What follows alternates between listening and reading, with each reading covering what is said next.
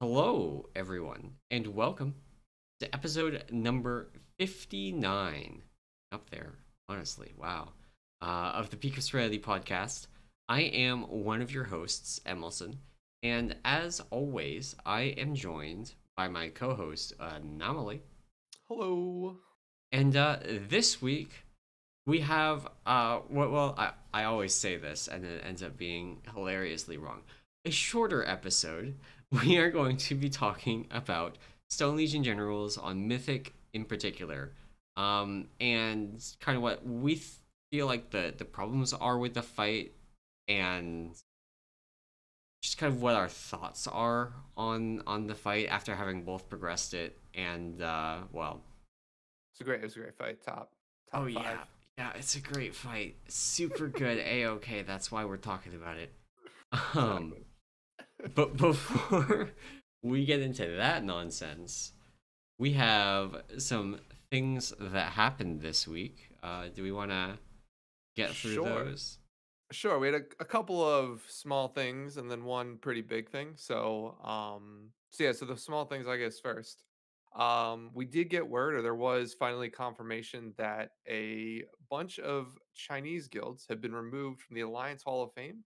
So we talked about this, I think, last week and maybe the week before about some oddities in the Alliance Hall of Fame. A lot of characters from the Chinese region kind of having their first kill of Mythic Nathrius and maybe the entire Castle Nathria Mythic boss list in a single night, their first kills, strangely popping up. So Blizzard, and I don't think it was Blizzard specifically. I think NetEase operates their Chinese the their Chinese version of WoW, right? For Blizzard, did some interviews for some of the players. I think there's some hilarious quotes of like one person being asked why they have 8 characters online or how they're playing 8 characters at once.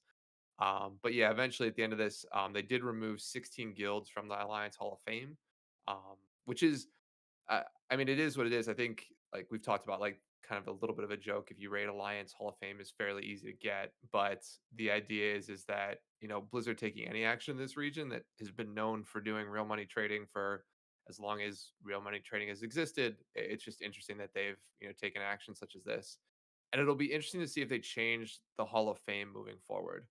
Um, Yeah. So one of the things that is interesting is the Alliance Hall of Fame is actually still full after they did this, because what they did is they took 16 guilds out of it, and they took the 16 guilds that were basically 101 through 116, and they put them in the Hall of Fame. yeah. And so that means that the Hall of Fame is still full. Um, so it would have, I guess we know we have the answer to the question, when would the Alliance Hall of Fame have filled up? It would have been this week. Right. Yeah. So it would have been about 2 weeks after that the um sales happened, I guess. Yeah. But it is very interesting, and I am very curious if they will change it, because I don't think I think we are well past the point that this is a problem that solve itself. Yeah. I mean, I think it only gets worse. This is just the Yeah. the next escalation point of it, right? So, yeah. I'm looking up right now. So I'm looking up the Hall of Fame for Castle Nathria. Okay. I'm looking up the Alliance one, and I'm going to pull up the 100th guild on it. That is Avalarian from EU Stormrage. And I'm going to pull them up on WoWprog real quick. Conveniently, they have a very unique. And so the Alliance Hall of Fame, the bottom guild in it, is World 330. If I look at the Horde, the bottom guild in it is from the NA region on Nalganis, HC. Uh, they are World 87. Okay. I guess there's some number of alliance. Well, Progress doesn't have Chinese guilds. That's what. Chinese in it, yeah. So there's several Chinese guilds.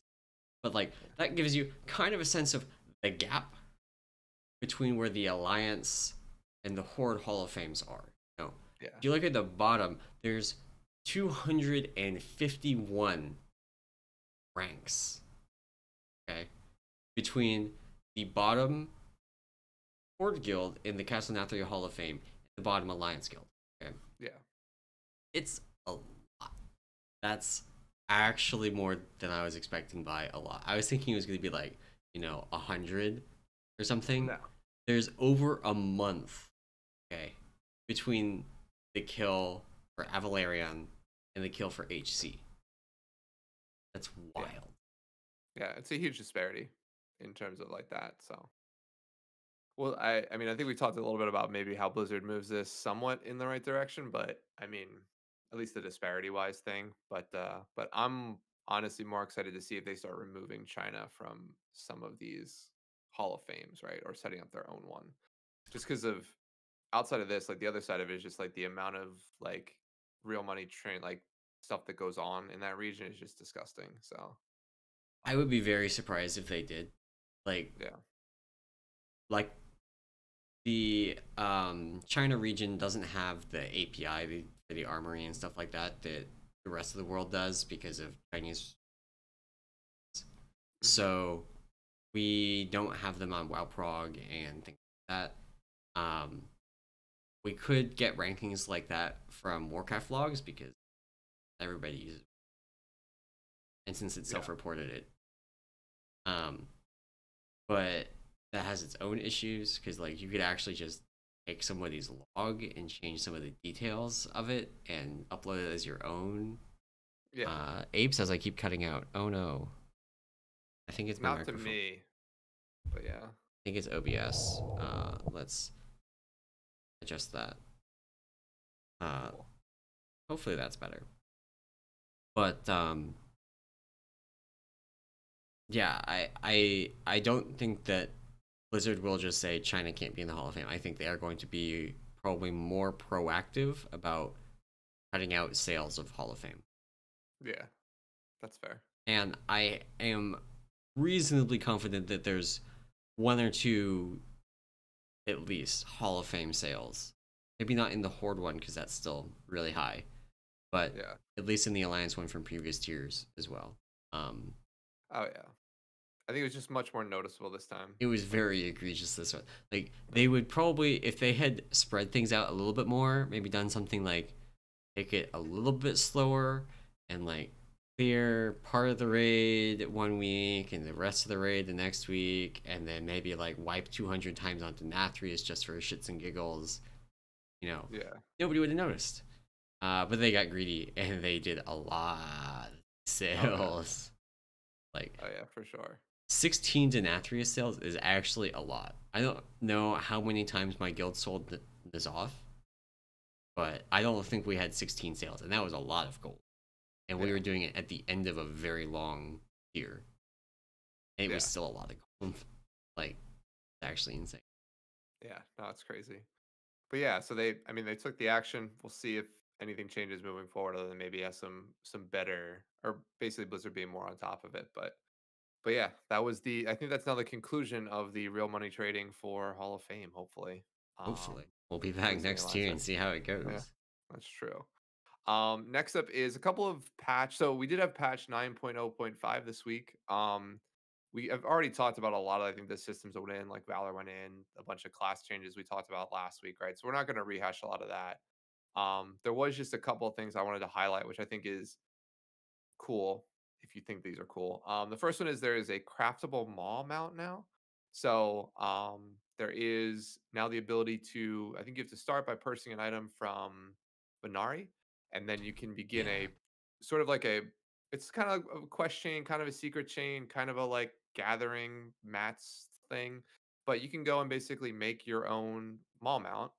It looks exactly like the one from Twisting Corridors, except it's, I think it's a couple of shades lighter in terms of the grays, but the actual model is very similar, Yeah. or the same. I'm sorry. So yeah, so it's a cool little quest if you're into this type of stuff. You're into this sort of like secret finding, doing quests for like solo content stuff.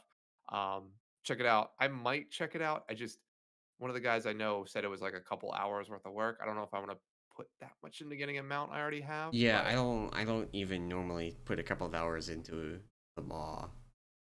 Yeah, I mean, I will say it's if you still do the mall, it's nice to have a mount right now. But if you're not going to do the mall before 9.1, when everyone can mount in the mall, this I will say I this is can't wait for them to announce that, like, oh, if you have one of these mounts, you get to fly in the mall.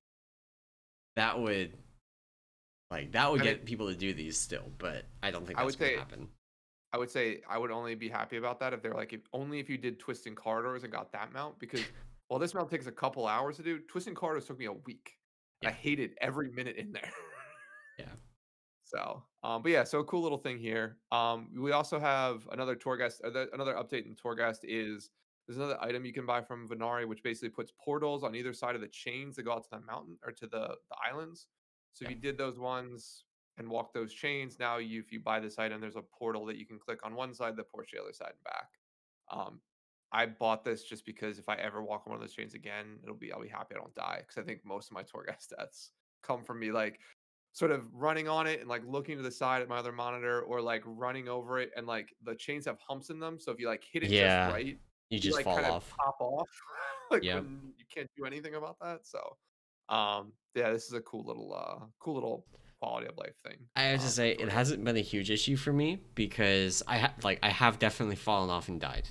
Let's Yeah. be honest here.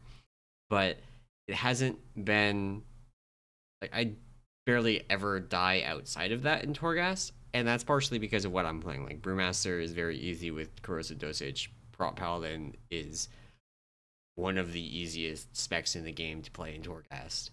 Yep. So that's part of it. I don't use my deaths anywhere else. I don't really feel the need to go and drop a bunch of Stygia on this. Although it isn't that expensive either. So, Yeah. and it's account I, wide. So maybe I'll buy it and use it on my alts because not all of them are going to be quite as easy as Brewmaster. yeah. Yeah, I mean, I can't remember the last time I went to one of those islands doing a Torghast run. I think you can't remember the last time you actually did a Torghast run. So, Pretty close. but yeah, some cool quality of life stuff. And yeah, I mean, other than that, like the patch was this week, so all the class changes we talked about last week went in, a bunch of bugs went into. There were some Um, Windwalker fixes as well, but I don't know the details. I should have talked to this. yeah, I mean, They got some bug fixes. More bug yeah, fixes. Good bug a- fixes, unlike last week. yeah, yeah. So I know that did a post for Wowhead that listed a bunch of the different bugs out there. And I think literally he was like 2 hours after they posted that, like two of the four he documented were like fixed. Yeah. So They've yeah, got I a mean, spreadsheet with all the bugs, and I know they have sent it to the Blues. yeah. Like, I So know I mean, members of the team have seen it. yeah. So I mean, they yeah. So there was some bugs that outside of the ones we talked about that we knew were getting fixed or introduced. There weren't a ton of. I mean, like I said, we've been extending on Sire, so I don't think there was any raid bugs sort of that cropped up. We had our typical like limited patch Tuesday patch like lagginess for Yeah. a couple of pulls, but it wasn't very long in terms of like its impact. So They also nerfed Council of Blood this week. Was this week, right? Or was that? I thought That we were was. talking I about think the announcement was last week, and it hit this week. yeah. I've heard from several people that they made the boss much easier to progress in phase 3 because it's way easier to just do the kill the ads strat. Strat, yeah. Yeah, I heard yeah, I think that was the first comment Max had, and yeah, that was like Like but now you basically just what we kill the saw, yeah. ads. Wow. Yeah. Oh yeah, Um, there's the PvP achievement for killing people with different covenants, which I was actually close to from doing RBGs. I think the one I was really missing with was Venthyr. Like, oh yeah. there's not that many warriors in the world. Um, Yeah, so Hint in the chat was saying that yeah, the PvP achievement that has you kill people from different covenants was getting awarded in Nathria. A bunch of people in our raid got that during Sire because you can kill like people in the other realm if you run into them. it's not even connected to that. Like, Oh really? while we were doing Stone Legion, um, we had one where like just everybody jumped off the edge because we had screwed up our timings and we're gonna wipe anyway. Mm. And 5 people got it from people That's jumping off the hilarious. edge. Like I don't even know if it's tied to people killing each other. I think it's just tied to deaths in combat with. Uh, it's probably like when they were implementing it, all that they checked is if 2 people were in combat together, not Yeah, are these 2 people actually in PvP combat together or something like that. that's funny. Gosh, I missed my chance. an easy achievement. Oh yeah, you'll have plenty of time because I fully expect after having a week of Valor, I fully expect we're going to be PvPing for gear next year. That's probably yeah. Yeah. Um, And actually, yeah, and I think one more thing we go before. Well, I guess we can talk about now a little bit of a mini patch review. So you mentioned Valor, right? yeah, I have done zero Mythic Plus yeah, because me too. I don't care, and I still think it's a bad system. Like a couple people in my guild have sort of started to cook Valor for like certain things, and they are just doing like they did a bunch of like twos basically, like to basically quickly do them, Yeah, get Valor, that's and one of then the crazy things to me is every key gives the same amount of Valor. It's 135 Valor, regardless of key level.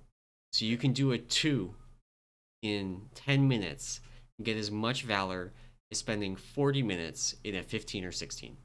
yeah. It's I mean, you actually nuts. you eventually you have to like run more twos to upgrade the item, right, to the Yeah. highest item level at the end of the day, right? If you get it from that But at dungeon, the same but time, getting the item is actually the hardest part. If you've exactly, been paying attention to Reddit, posts are starting to pop up of people going, "Okay, I hit Valor cap, but I haven't actually gotten the item I wanted to upgrade yet. What do I do?" And the answer is the same thing you nothing. did before the patch. You keep running the dungeon until you eventually get it. And Yeah, you know, if you really want to optimize getting it, you find 2 to 3 people, ideally more, but that's 2 to 3 is realistic, that can trade you the item and hmm, are willing to trade you the item, and you do the keys with them. Like if you're doing the other side for IQD or for the tank trinket, you get people in the group that are willing to trade you the item, or at the very least, maybe you have 3 people that want IQD in your guild. Well, you get in the group with them, and you just do those keys over and over again, and keep doing it until all 3 of you have it. And because you're allowed to trade to each other, the rate at which you get it, just way, way up. So that is oh the yeah, most efficient way to get it. But that's exactly the same as it was before, and it's still a huge problem because most of these pieces of gear are not interchangeable in any way. Like the ones that people actually want to upgrade are trinkets almost exclusively. Weapons are mm, nice, but trinkets, like weapons, are mostly interchangeable. There's Pox Storm, that's the big one that's not. Trinkets, though, everybody has trinkets, so they're not even a little bit interchangeable. There is nothing in the game that is the same as the uh, scale of Hakar, or blood spathered scale, whatever it's called. There's nothing even a little bit in the same ballpark for tanks. There is one item, and you have to get that specific item. So, like, saying you can get a trinket from doing any dungeon is complete nonsense compared to, like, yeah, if you get a chest piece, you can get a chest piece from any dungeon, and trying to get exactly the one you want is like kind of a waste of your it's time. annoying. Yeah, But getting one and then upgrading that to 220 is actually totally reasonable. Like that's not that hard. yeah, yeah. So I mean, I guess we'll see how it plays out. I don't know what Blizzard. I still think the it's the worst implementation of it. It makes you feel even worse. Like for the people who are staring at 5,000 Valor without the item, like it at that point it just becomes compoundingly worse because now there's no point in you running Mythic Plus because you get nothing out of it if you don't get the item. At least before you're like, I'll get some Valor. Even if I don't get the item, I'll need this Valor to upgrade it anyway. Now it's like, oh, you just don't get anything, bud. Like you just wasted, you know, 40 minutes of your time or however long it took you to do that key. So Yeah. yeah. And like I know this is kind of you know, first world problems for me because like there's nothing I can get from keys except for a blood spattered scale. Actually Yeah. nothing. I could get a blood spattered scale and I could get a pox storm. Those drop from 2 different dungeons and it's exactly those items or it doesn't matter. None of the weapons I could get could be an upgrade unless they are pox storm. None of the Yeah. trinkets could be an upgrade unless it is blood spattered scale. Sucks. Yeah. Oh, that's true. So Lincoln in chat points out that untimed keys give 2 pieces now. And that actually is huge. Like, okay, if you're in a good group in your guild or whatever that is timing all your keys, like, good for you, I guess. For people that are pugging or people that maybe are doing late night keys with their guild and maybe not everybody is all the way there um, because it's 3 a.m. This is good because even if you end up 30 seconds over the timer, you don't get half the loot. Yeah. It's I mean, it's still dependent on getting the item, right? So Yeah, like it Mythic is. Plus has there's a larger item pool there, so I mean getting a second item awesome, but it there is still a I would still say the probability of you going longer without the item is still there, Yeah, and it just becomes a worse experience, right? yeah. I, Even worse than like when you used to. I feel like this is worse even than like complaining about the old box, right, from BFA, where it was like, I got a belt for the fourth week in a row. Like that's not that bad because you ran your one Mythic Plus and got your belt, right, okay, and clipped that's the fair. box. Actually, You I know what I think mean? that's Like fair. this is like I ran Mists 50 times, maxed Valor, ran it after I maxed my Valor, and I still don't have like the trinket or the weapon or what I want from Yeah, that stupid dungeon. Like yeah. And that's this worse. is this is a like without being on this tangent for too much longer. This Yeah. is a product of personal loot and Oh yeah. reduced loot chances. Like, Yeah, those together are an awful combination. yeah, Yeah. Personal loot plus if you're reduced loot playing chance. a spec that not many people can trade the items for, you actually just get less loot. Like you get less loot for playing a shaman Yeah. than for playing a demon hunter because there are 6 leather classes. 5 or 6. It's a lot, and there are 2 male classes. So the odds of you being in a group with someone that can trade you a loot or multiple people that can trade you loot Yeah. on a shaman is so much worse. Like, what are you gonna do? Get an LA shaman and 2 hunters in your group if you play resto? Yeah. Um, so Yeah. it's if and this is again this goes for tanks. This is the same kind of thing. If there's a healer specific trinket, if there's a trinket that is specific to melee DPS, it is actually just harder to get, Yeah. Yeah. and that's an unintended consequence of personal loot. Oh yeah, like it points out, Well, if you use a shield, how what's many an intended specs change? can get a shield? There's 2 tank specs that use shields and 2 healer specs that use shields. So Yeah. 4 of 36 specs can even loot a shield. That's Yeah. probably the worst thing out of And absolutely there's everything. generally only maybe 2 of those in a group, so you have one other person that might be able to help you out, right? Yeah, and it has to be like you have to have one of 2. I guess there's also elemental shaman can get a shield. Um, Yeah. but all right, so 5 specs. Yeah. Yeah. So in any event, I mean that's valid. I think we've maybe the third time we've talked about how Yeah, terrible the it's system is, and bad. just They need to layering and just like get Blizzard get rid of personal loot. yeah, I would take that. It's funny. I saw some actually. Oh God, now we're gonna go on a tangent of this. But BDDG, I think BDDG Twitter account tweeted out earlier this week, like, would you trade? Would you trade? Would you get Master Loot? Would you want Master Loot back if it meant Titan Forging or War Forging came Oh God. back?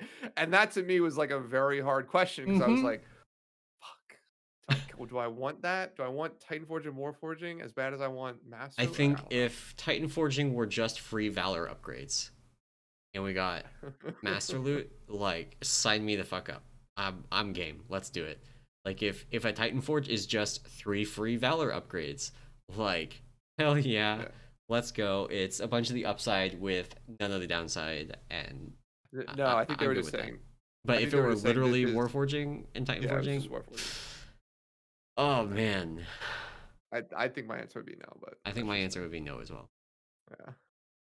I mean, so Lincoln says Master Loot isn't going to solve the problem that sometimes shit doesn't drop. And you're right, that is true. But at the same time, with um, Master Loot, the odds of an item showing up are the same always. Like if there are 10 items a boss can drop, and one of them's a shield, you always have a 1 in or like if a boss drops 3 items, you have a 3 in 10 chance. Not quite. I'm lazy to do math right now. Chance of it showing up on the boss when you kill it.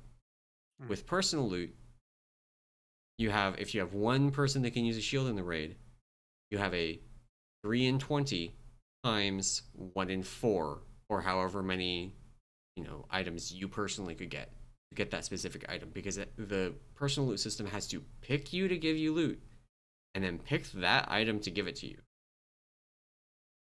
So you actually just have a lower chance to get it. You just ignoring the fact that sometimes it still won't drop. Like sometimes it still won't drop, but you have a lower chance to get it with personal loot you would with master loot. Yeah. Yeah, but yeah, sorry, I didn't mean to take another tangent Oh there. yeah. But yeah, that was another another system maybe. Another system, another time.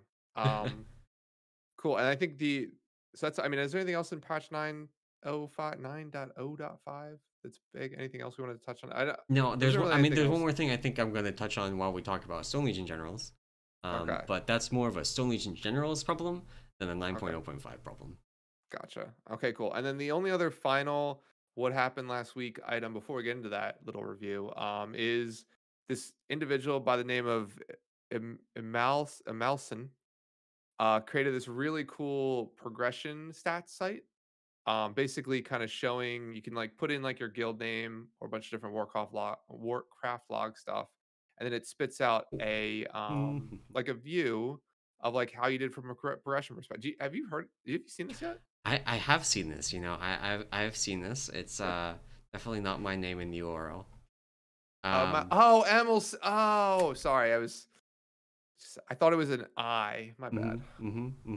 Um yeah, this has been fun to work on. So I started putting this together because I wanted to see some information. Um Specifically, like a lot of people I feel like have really high expectations for pull counts and how much time you spend on bosses and things like that, especially when it comes to a boss like Sludge Fist that's mechanically very simple, right? Mm-hmm. And I wanted to have some more information about that, so I put this together. And then this week, actually, the reason I wanted to talk about this, it's been live for a couple weeks, so I could have talked about this in the last episode, but it supports private logs. And this week, Max actually pulled this up on stream and briefly broke the site because he linked it to Twitch chat, and a lot of people tried to load it at the same time, more than I was prepared for.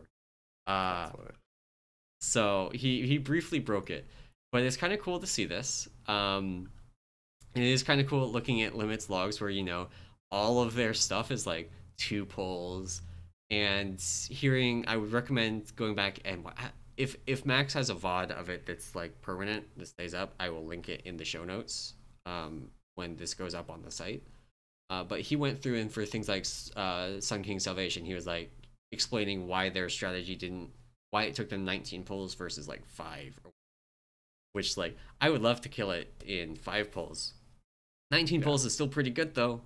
And some of the different strategy issues they ran into, and then topical, an extended tirade about, well, tirade's wrong, like an extended critique of Stone Legion generals because the chart of their progression on the boss looks like this. So this is like a chart of your like how far you got into the boss on each pull, right? And so they literally just spent like 2 whole days reaching the exact same point in the fight almost. And then the 3rd day they were getting, this is to the 2nd intermission here. And then just like randomly killing it at the end. And he went over like, apparently they were surprised when they killed it at the end because they were still at this point where they were just wiping in the 2nd intermission just over and over and over again, and they just like had a good pull, got to phase 3 with people alive, and killed the boss. Yeah. As compared to something like Sire Denathrius, where they have a very clear kind of progression, from high HP to low HP, and they're clearly making progression through the fight and getting to new parts of the fight to work on, instead of like, well, we'll talk about Stone Legion General's problems in just a minute. So this has been fun to work on. There's about 6,000 guilds that have pulled up their logs in this now, including some like limit that normally private logs, so we wouldn't normally have access to this information. But we actually have information about the distribution of progression times and pull counts. So this is something I'm gonna have in the future, is like showing the whole distribution. But for right now, you can go there and you can see, if you pull up your guild, what percentile your pull count was or your progression time was on a on a particular boss. So like my guild, uh, we did pretty bad on Sludge Fist, and that was 18th percentile. Not great, but actually not as bad as it felt like it was. Almost 1 in 5 kills were worse than our kill. So I don't feel as bad about it as I did when I started this. Yeah, yeah, yeah. That's funny. So I guess I mean, I know this wasn't the focus of the show, but from a private logs perspective, are you basically are you using the new API for that? I am For using the new yeah, Warcraft Logs API for that, which gotcha. has some technical quirks.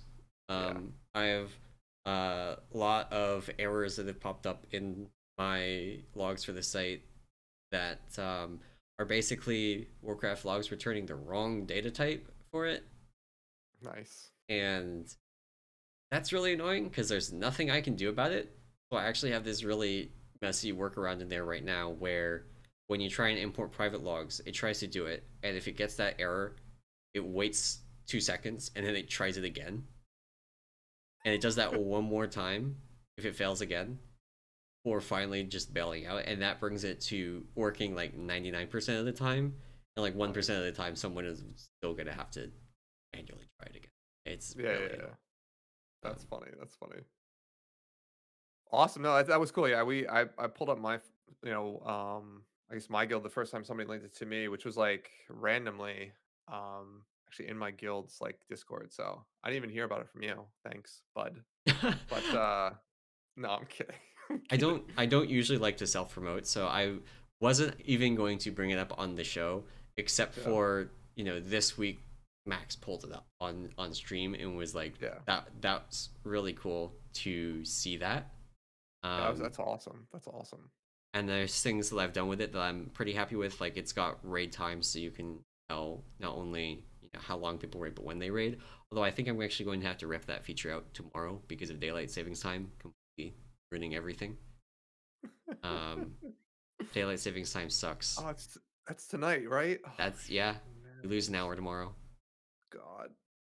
Um, which sucks in But its own way, but it doubly sucks for this because there's no way for me to tell. Because Warcraft Logs gives out times, dates, and times as Universal Standard Time, yeah. and that means I can't tell if I should apply daylight savings time or not. If I can't tell that, then, for example, my guild raids on Sundays and Fridays, and so our raid times on Sundays are 7 to 11 Eastern Time. That's actually outside of daylight savings time. That is 1 a.m. to uh, 5 a.m. Greenwich Mean Time. Hmm.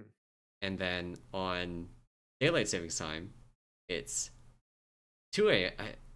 No, sorry, midnight to 4 a.m. Greenwich Mean Time, which means that as of tomorrow, our raid times will be different as far as Warcraft logs is concerned. So I'm probably That's gonna have funny. to just disable that feature because daylight savings time is a pain in the ass. Yeah, to figure it out. That's funny. Um, Interesting. it That's will, funny. But I'm sorry. yeah, it's so yeah. It's been fun to work on. I've been working on it more than I probably should because I've actually been off work the past couple of weeks. So Nice. it's gotten a lot more attention than it would have otherwise. That's cool. No, I was like I said, it was super cool to see. And then yeah, I watched part of the Max thing, so that's awesome. It was that's an interesting site. So cool. So I think that's it for last week, unless there's any other final items you want to And that touch on before. about covers it.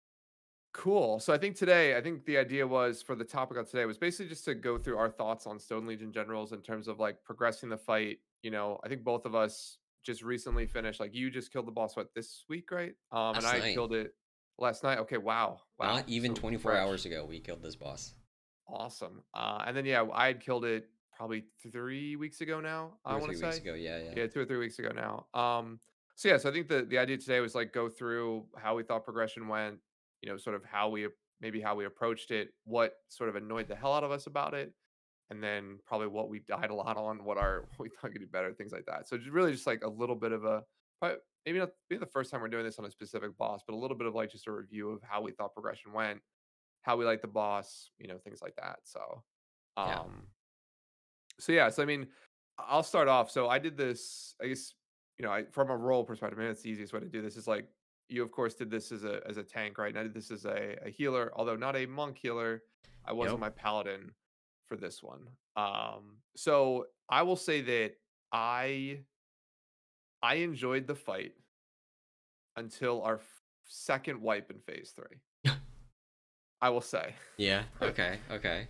So that was and we killed it for sort of an idea. We killed it I think in 100-ish pulls, and we hit phase three at about the probably like the 70-ish pull range, right? So in my mind, you know, it was a lot of early pulls, and I liked basically the majority of the progression of the boss. Um, I will tell you that once you like for me, it's one of those bosses, and it's painfully apparent when you hit phase three the first time, is that once you're there, it's literally like, don't make one mistake. Like you have one or actually there's probably 2 points of time in phase three. And if you get through both of those points You just without kill the boss. anyone any other way, you know, yeah, like making a mistake, you kill the boss. And so once you get to that point, you make that mistake the first time and you're like, all right, cool. I know what to do now. Whole raid's on the same page. And then you wipe 20 or 30 pulls to stuff before even getting to that point. It's super frustrating, Yeah. right? So It's that was my major problem with the boss. It's just it's too long That's and a huge issue with it. This is an yeah, 11+ minute boss. Although there are kill times now, I think below 10 minutes from people doing like YOLO, just burn the just boss push, strats. yeah. Yeah. Um, and that's cool. On progression, virtually everybody's killing it somewhere between 10.5 and 12 minutes, Yeah. and Yeah. it's a slog. Oh my god. It's just it's I would say that like looking back on the fight, it's honestly it requires so much like individual personal responsibility, but it's individual personal responsibility, not like people need to press their buttons the right time or do this right time. It's like you need the entire raid as you're killing the clump of mobs to, as they die, run away because you don't want to pick up orbs early because if everybody picks up orbs at the same time, then you might have them expire. And then like you want that last orb to go on a specific person so it's their role, but like maybe like a timing's weird. Like maybe you get the spinny disc thing, like the whatever the Oh cutting yeah, blade thing spell is, queuing on this boss is awful. Like, before like you're normally ready. So like we wiped to spell queuing a lot. Just and it's not just like people didn't know what to do with the spells. It was like, oh, we weren't used to moving this way. yeah. Right. Or like we weren't used to like Or doing oh so sorry. this boss also has the Zakul problem of a mix of health-based and timer-based mechanics.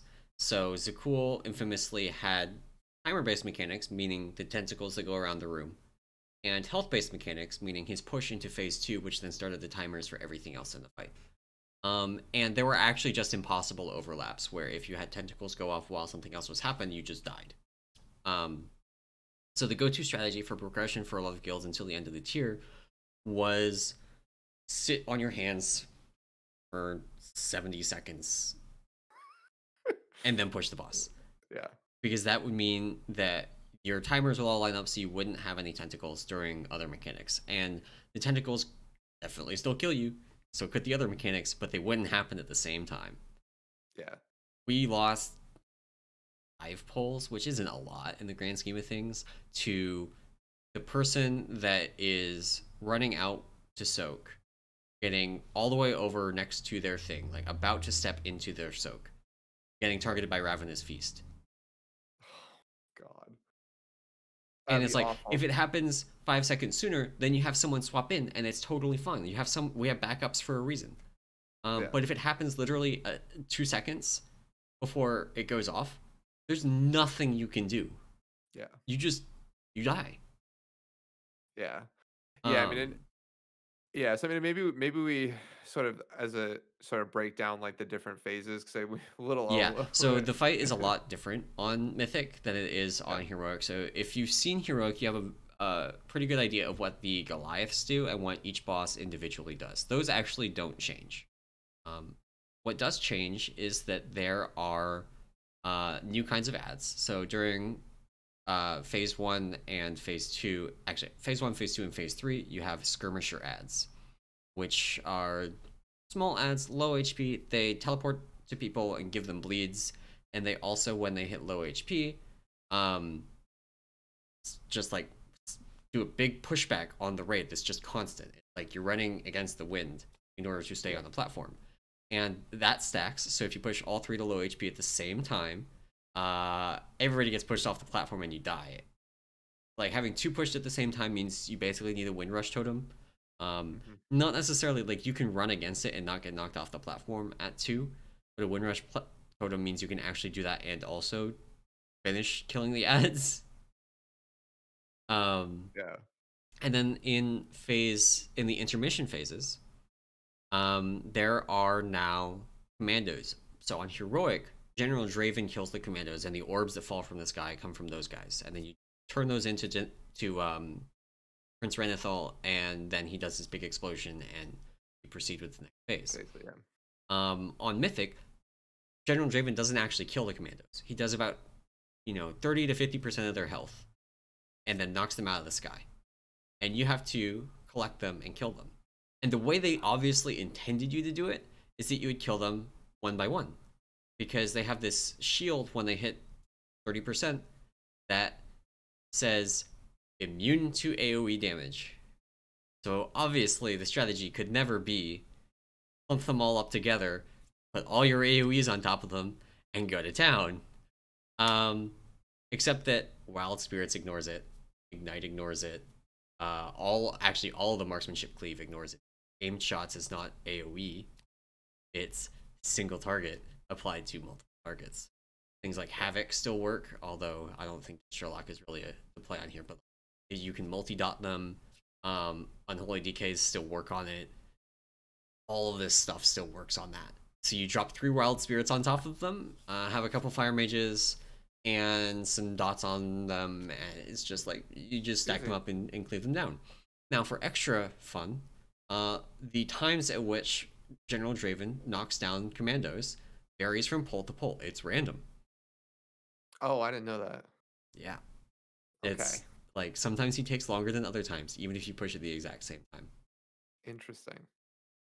So that's fun.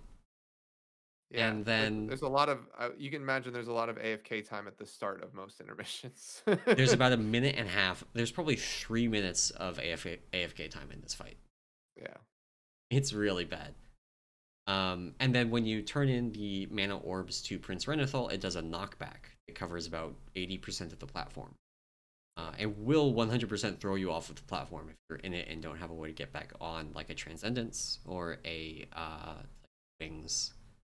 Yeah. And that's actually most of the major changes of them. Other than that, it's very similar to Heroic. You still do very similar things of like... Actually, it's very... Aside from that. Yeah. So, it's... The thing that really gets it is... Heroic has some of these like push timer problems as well, but they don't matter. Because Heroic is not tuned to the point that having 2 different mechanics happen at the same time just kills you. Yeah. Yeah. Yeah, I mean the timings and that type of stuff was always like the push timings were always an issue. I mean for my guild though we never ran into too many push timing issues unless we lost people, right? So if we lost people, of course, like DPS would be lower. But in general, like once we had it was the first one that was the toughest one for us, like getting into the first intermission. But once we nailed that, I mean, even into phase 2, we were pretty good on damage. I mean, damage is generally, at least in my guild, is fairly consistent. So, timing wise, I don't think we didn't hit a lot of those issues. What we hit were like our issues were more like add priority issues, right? Like I mean we went plenty of times to accidentally pushing all 3 skirmishers at the same time, for example. Right when upheaval's going off. Right, that too. Which means like number 1, the person can't stay in it. Number 2, the second person is now in like the 4th person circle and everything's screwed up. Yeah, so I mean we did that. I mean, I a fun fact is that bleed you talk about the skirmishers do. It's Wicked Blade is the actual debuff, and we didn't know that for like the first probably 10 pulls. And so you thought people were cleaving? Yeah, we're cleaving. We're like every time it's like, guys, stop cleaving. Like, stay on the side of the boss. Like, don't do that. And so that was a fun little anecdote. But I mean, we really, I mean, we only had a couple of like really crazy wipes to things that weren't just either like something happened that shouldn't have, or like people were just not doing the right thing at the right time. Like Yeah.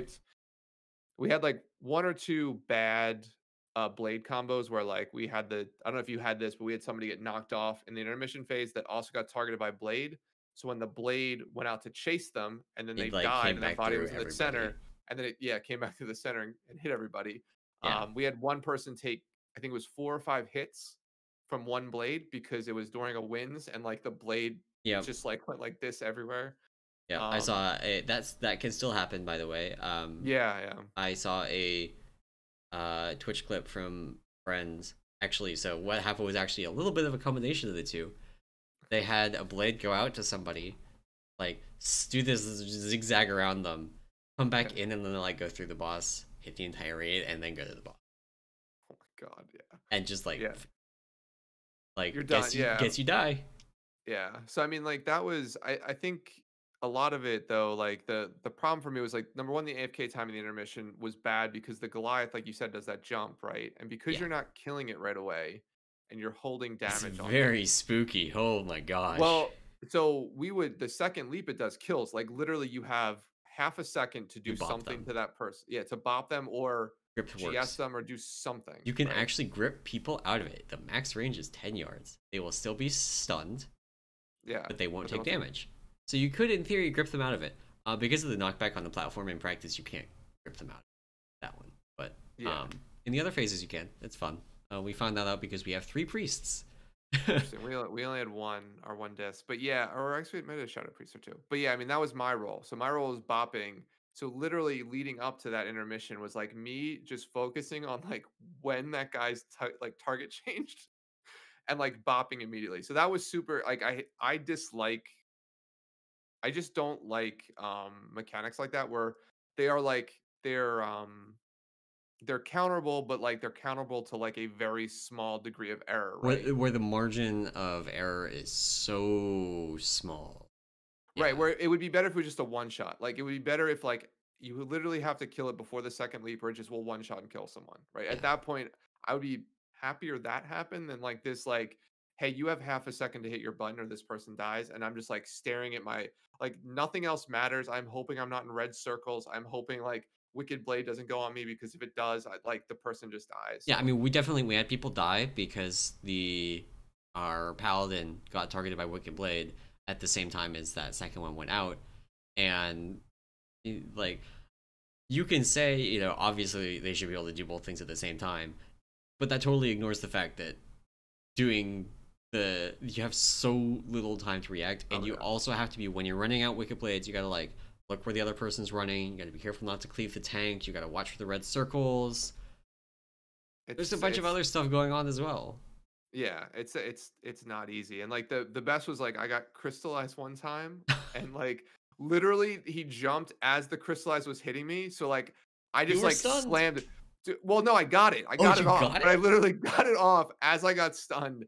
And like in my head I'm like I am a golden god. Like Yeah. I am amazing and no one noticed. Zero people noticed. Like Raid Leader didn't say anything. Like no one else said anything. I was like in my, I was like after the play, I was like, "Hey, did you see me get that bop off?" And my Raid Leader was like, "Yeah, finally." Like, I'm like, "You guys see what just happened?" No, I don't know if he said that, but I I mean, had like that's the one. thing. So Oh, sorry. I got knocked off the platform by the dunks, because the fun part about this is, so the way we do it, and the way almost everybody else does it, is you take a Warlock Gateway into Renathal Circle, get knocked back out, and the next person clicks the gateway, and you just do that. Yep. If the second person clicks the gateway too quickly, their knockback will also hit you while you're still in the air, and Yes. that just is gonna knock you way into Never Never Land. You can actually get knocked outside the bounds of the instant then. And so we had the shaman get knocked out there, and without really looking at where their body was, hit Ankh, and we had to summon them. So that was fun. But I got knocked off the platform, and I hit Transcend in the air on the edge of the platform, and got to Transcend back onto the platform before I Oh, died. nice. And Nice. this is not one of those bosses. Like some bosses, if you get knocked off the platform, kills you even if you somehow get back onto the platform. Kill Jaden was really notorious for that. Um, so it didn't kill me, and then we were able to proceed with the fight and wipe to some other mechanic a minute and a Yeah. half later. Yeah. Yeah, I mean that I think that was sort of yeah, that's sort of the somewhat problem with the boss is like there are so many things that will kill you and like the fight is so long that like losing somebody in the first intermission is essentially like you wipe like at a Yeah, certain point we're just like wipe it. Like I mean, there's the other thing too is if you lose someone, it can completely change the rest of the fight because of the push yeah. timer issues. If you lose someone, and there are times you can lose them and it doesn't matter, and you can just wait for a B-res and get them up. And there are times that you can lose someone, and even if you B-res them as soon as possible, it's going to completely change the rest of the fight. Yeah. And that's miserable, honestly. We also had the issue of, I would say my guild probably basically progressed 3 versions of this fight between all the different like combinations of push timers Okay. as we were figuring out our kill comp for it. Um, like we progressed one initially, and then we switched to a comp that had a little bit more single target damage, so our phase 2 changed like pretty dramatically. We were getting the fourth set of skirmishers in that phase, and we started skipping it, and that changed all your timings in the second intermission. Yeah. And then this week, the 9.0.5 nerfs happened, Oh yeah. which changed hunters and monks and buffed mages, I guess, but hunters and monks. And Wild Spirits was very noticeably worse. And we were progressed enough at that point. Like, I think we killed it in 8 or 9 pulls yesterday. Mhm. It would have been, I want to say it would have been like 2 or 3 pulls if there hadn't been nerfs. But that's a really frustrating thing because we went in there and everybody was doing exactly what they had been before, and just our timers were all different. So we had to have like people were switching around what they were doing to try and get those same timers that we had already practiced. Gotcha. And like Yeah, that we were able to do it, but it is super super super frustrating. oh yeah. That sounds yeah, timing changes sounds awful, particularly if you're that deep, right? Like the patch was probably not That helpful to you at all. so we actually our Windwalker had been a mage and switched back to mage. So we Oh actually wow. had him on his mage instead of on his Windwalker, which is an extra layer of complexity that I wasn't a huge fan of, but it ended up being okay in the end. Um, Gotcha. but that was my like when I saw when we didn't get the kill last Sunday. Yeah. We had a 9% wipe where I accidentally taunted Call right before Wicked Blades, and she just nuked the entire raid. Oh god. Um, and when we didn't get the kill on Sunday, I was like, I really hope that the timer changes are not too bad, because oh Yeah. my gosh, if we lose another night on this boss because of all of our timers being different, I am going to lose my mind. Yeah. Yeah, I mean the boss itself, I mean, it's funny, like I said, like I like the boss until we hit phase 3. So even like these it felt to me like a lot of these issues that we hit right where we're not bugs or just like poor play, but because of like again how long that fight is, like any sort of poor play is an issue. Like I mentioned the Yeah. whole pick up of the orbs in phase the intermission phases, right? Like we had a huge issue with that. With people like picking up 2 orbs because you can do Hmm. that, like picking that like all of them up at Yeah, once. there's actually so as part of doing, I didn't show this because I pulled up limits logs, but as part of the like prog stats thing, the website, I have Mhm. hotfix information on there, so you can see if like during progression or before progression hotfixes happened. And so um, there's as part of like putting that together, I saw there is a hotfix note that says you can no longer pick up 2 orbs at the same time. For when was that put in? January. Yeah, no. Like leave. You can still totally pick up 2 orbs at the same time. We have Yeah, it happen yeah. almost every pull. And it's you can't pick up 2 of the commando orbs. That's very consistent. I don't think I've ever seen that happen. But Hmm. you can pick up the Goliath orb and a commando orb. That's very, very Yeah. Yeah. So I mean that was sort of a we had to work around. And then we had to work around too, like the like for us it was like healing cooldowns were an issue, but it was not it was like people just not using them. like, which is like weird because like, and again, this probably happens with like push timing, but we'd always lose somebody, particularly in phase two. It was consistent for a while. Whenever that first Goliath got low, it sort of always ended up with the what is the The running away dance. thing, the dance, Yeah. yeah. So it's sort of always like that. So like a lot of times our shamans, because we had a spirit link for that, like the idea would be like just use it. And like they're like, but we have a meteor coming like about 5 seconds later. So if no one's in danger, but then like not a tank But would die, but like people with bleeds would people die. And would I'm just like like, you have 2 stacks of the bleed. You're healing immune. yeah. The only way you live is if you have some really good defensive cooldown, like a personal, or you get Yeah. a spirit link totem. Yeah, so that was like one for us where it was just like just use it. And it's funny too because I did most of the cooldowns off meteors, right? But meteors ended up being not ever an issue for us dying. Like I Yeah. can't think of a There time we wiped to a meteor, right? there were a couple where people got blown out of the meteor, where like especially in phase one when people are just blasting the skirmishers. Yeah. On that second skirmisher set, we had a couple where like all three pushed at the same time while the meteor soak was happening, and just like 6 people get pushed out of the meteor soak, and everybody that's still in it dies. Yeah. Yeah. um, and that's not a meteor problem so much as it's a skirmisher push timing problem. Yeah. But Yeah, and yeah, so that was one of the I think one of the more frustrating things was is mostly personal and then and so like it's funny like phase 1 and phase two, other than like the one part I mentioned where I had to bop someone, like we're pretty chill. Like they're actually, it was fun. Like I'm a paladin. I'm like doing as much damage as I can, like throwing out holy shocks, like just having a good time, like Ashen Hollowing some stuff for DPS, right? Um, and then you get to phase three, and like holy shit, dude! Like it's it's literally like you do two wicked blades and you get through like two different one, soaks and a dance, yeah, like and then you kill well the for boss. yeah, yeah, and for us, it was literally like the Wicked Blades and the dance were the only problem because like as long as people did their soaks, we Yeah. had really good players to do like our players that were on soak duty were pretty consistent. We were great, but like then people lose their minds, man. Like we had one person do the whole step out of their soak because they were Yeah. on one of like the last ones when it goes around the circle, right? So it goes from what like earliest to Oh latest. man, we had a wipe on Sunday. That same kind of thing where I taunted wrong. And when I say I Yeah, taunted wrong, I mean I AOE taunted and it was accidentally in range of call. Like it wasn't like I tabbed it wrong. It yeah. was extra tilting.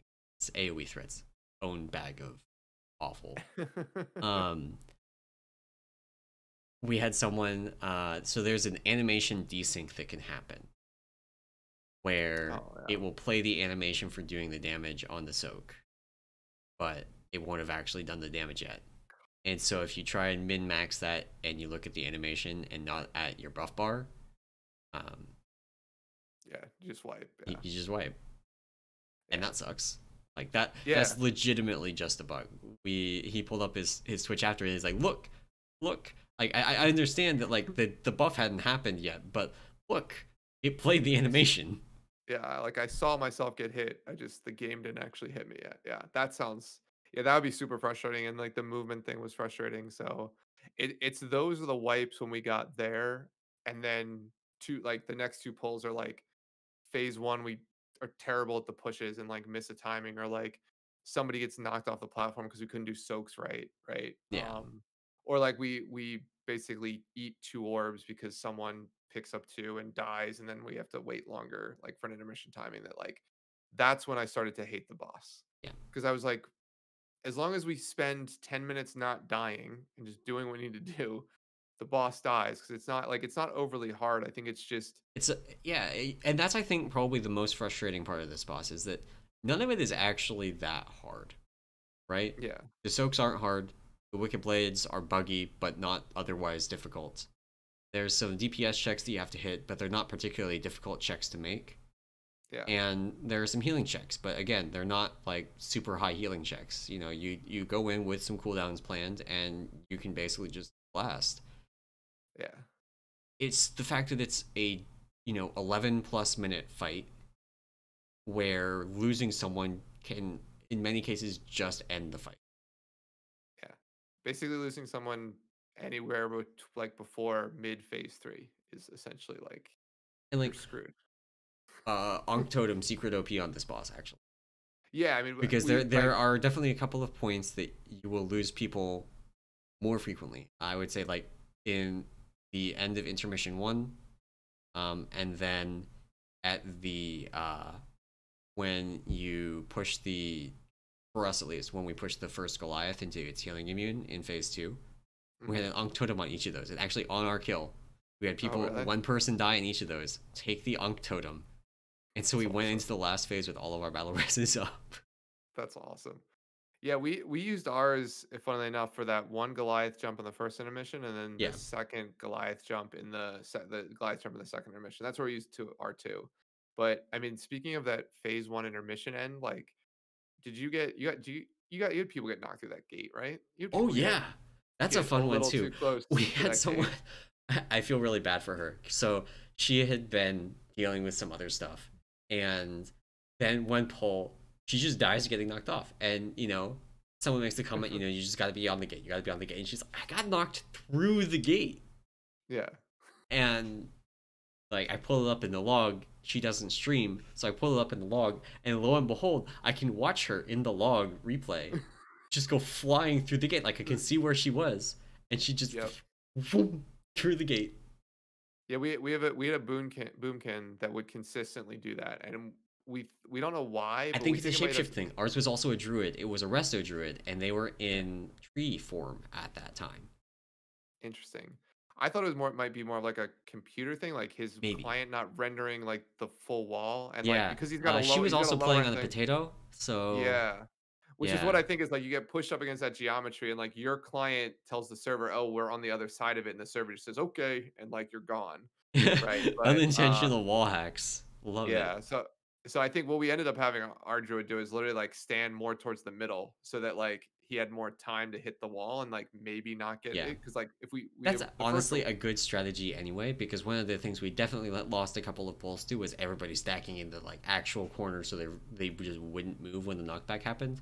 And then yeah. cluster bombardment lands directly on top of Oh everybody. yeah. And people start scattering to get out of it and then get knocked back into it. And just, three Yeah. or four people just die to it. Yeah. I So definitely died to that, yeah. that's definitely something we ran into. If I had to guess, I would say probably a solid like I've complained a lot about the bugs and push timings and stuff like that on this boss. That's not to say that we would have like two shot the boss or something. They didn't exist. I would say probably Yep. half of our wipes at least are like individual responsibilities. Someone missed Mhm. a cooldown. Someone got knocked off the edge. Someone stood in cluster bombardment. Someone cleaved the raid with wicked blades. You know, Yeah. there's plenty of ways for people to screw up on this fight, ignoring the push timer nonsense and all of that. But honestly, I think we would have killed this boss in half the time if the timers had been consistent. Yeah. Yeah, I mean that was sort of yeah, we'd probably we like and it's weird too because there's certain times where we didn't wipe, but I know because of a different queuing, it was just harder, right? Like we'd had Yeah. people like the first intermission one's always I think like the easiest one that I remember is like the crystallized versus wicked blade, the final Yep. one you do, right before you push. Getting Wicked That can Blade flip first flop. is so much easier, and then you get the 100%. and then you get the Yeah. crystallize, and you remove the Wicked Blade, and you don't have the Wicked Blade come out up while everybody's trying to burn the boss. Like I can totally imagine like your DKs in the middle of all the mobs just spamming his heart out, and then gets targeted by the Wicked Blade, and like, what's he gonna do? It's a Yeah. Death Knight. He can't blink out. Yeah. Yeah, so he's Um, got yeah. So that overlap was always rough. So we'd maybe get a one or two extra bleeds there, which then in turn made the transition to the intermission more difficult. And then like we don't get the first crystallized for a little bit after that in phase two. So there's a bunch of other skirmishes up, just more bleeds, and like yeah. those people might end up having two stacks instead of having only one. So Or you can have someone get targeted by multiple different skirmishers. So we actually had someone a couple of times just go to three stacks of the bleed because all three of the skirmishers targeted. yeah, And it's like, uh, how do at you you that can't point, you're outplay that? probably just dead. Standing the Ankh totem will get you up. Yeah, yeah. So I Like, mean, that sort of stuff is those are the frustrating wipes because and again it's I think it's a combination of like if this was a 4 minute or 5 minute fight, those aren't as frustrating, right? yeah, But the frustrating part of those is like that's 6 minutes into a fight when like you now have lost 6 minutes to something that you guys didn't play bad. You just got screwed by the Yeah, boss doing something different, right? yeah. Um, And like so one of the things that got us quite a bit early on as well is actually push timing issues going into the first intermission. So the number of commandos that you have when that when you after the crystallize basically um, depends on how much time you spent in that phase on top of a little bit of randomness from General Draven. Like it's way more consistent than when Limit was doing it. It's fairly consistent now. You know, you might be one different just based on Draven, but it's pretty unlikely. um, but you can be a lot off if, for example, you push after the crystallize at the end of phase one instead of before the crystallize. The earlier you push, the more commandos you have. And if you push too late, then even though you do your AoE burn at the same time, you can end up with mhm. too few orbs. And then you have to spend longer in the intermission, you know, dealing with extra mechanics, doing a whole extra crystallize and multiple extra sets of Wicked Blades in the intermission, while also trying to single kill commandos, get everybody to the corner without getting knocked off, and all this stuff. And it's just infinitely harder. Yeah, yeah, yeah. I think yeah, that's. I mean, those sort of things I'm generally okay with, right? Because like I think Blizzard might have designed the fight as hitting a particular timing like that. I think Yeah, the I think it's somewhat okay, but it's a little bit like it's one of those things that it took taking a step back and looking at what the fight was like, and basically going, oh, even though they said they made the timers and everything reset when you switch phases, it actually only applies at the beginning of phase two yeah, and the beginning of phase three. So when you go into an intermission, the timers actually don't reset. So what's actually happening is just that we're hitting the crystallized stays at the same time, but the skirmishers dropping from the sky changed, pushed at a different time. And so that's the kind of thing that's like needlessly yeah, opaque. Like it's frustrating. Like I don't think it's as inherently problematic as something like Wicked Blades just randomly wiping the raid. Like yeah, that's just obviously a problem. I don't think anybody's gonna ever disagree. yeah, yeah. No, yeah, that's fair. Um, but then yeah, that's I mean that's I think my big frustration with the fight is, you know, when you're trying to when you're in a leadership position and trying to do strategy stuff for this fight, which I'm not the actual raid leader. I just I'm an Yeah, officer. I help with strategy prep and everything. Um, it's super obnoxious. It's so annoying. And then it yeah, leads to things like, you know, the crystallizes in phase two can be at dramatically different like times. So if you have people looking and like, okay, I'm gonna drop my spirit link totem at like 4 minutes and 20 seconds. And then the crystallize actually happens 10 seconds sooner because we pushed faster. Like, guess what? Your spirit link's not there. yeah. Personal. Yep. Personal and Need hope for the a best. And yeah, like that's yeah, obviously a thing where, oh, just play better. But come on. Like this yeah. kind No, of thing is super fresh. yeah. No, I can. Yeah, definitely from a timing perspective, it is. I mean, um, but yeah, I mean, I think generally though, like I mean the main thing for me, right, is just it was just really it was never really the bugs, right? Because we didn't really hit many of them. We had Yeah. hit a couple of like the Wicked Blade things, but Yeah, nothing like there that. It were was I would say it's the same for us. Like there were a few dumb wipes to bugs and that was really annoying, but yeah. it wasn't even close to like a significant. It was annoying, but No, that was it. yeah, I think the biggest issue for us was just that it was long Yeah. and that it wasn't like difficult long or even epic long. Like there Yeah. wasn't like a like there you weren't it wasn't a 12 Like minute fight and you fall through the floor three times, right? Like yeah, that's so not the Sire type of fight. Denathrius is about a 10-minute long fight. And phase three of that, holy shit. That is Oh yeah. so cool and Yeah. so epic.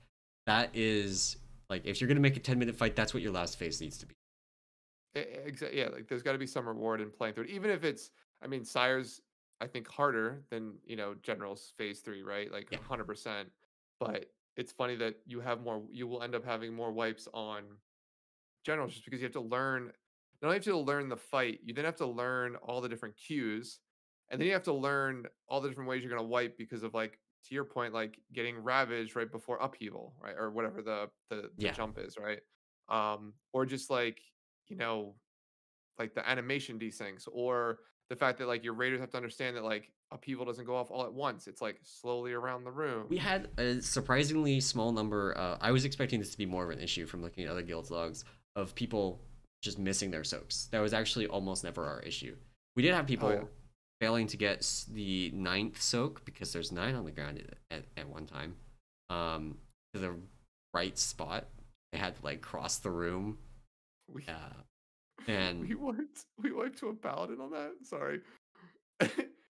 Our one of our other holy paladin like ran to the right thinking he had to drop it there, realizing he couldn't, or then horsed back to the other way. and Realized it like I dropped guess in he the middle of thought, melee. well, yeah, like thought he didn't thought like that wasn't it, and then ran back and just dropped in the middle. It was like one of those things where he's like, went this way, can't go that way, went that way, can't go this way. Like, I guess we just die. And like it's just like so yeah, I mean, like that was like wiping to that's like a funny thing. It's not like it's like okay, now we know what to do it. I mean, the first time we got Wicked Blades, people ran it. One person ran it to the right, like we were supposed to with the boss. Yeah, If you and then do the in other phase person ran one, into the back, to the back of the room. and then So the entire raid like, dies.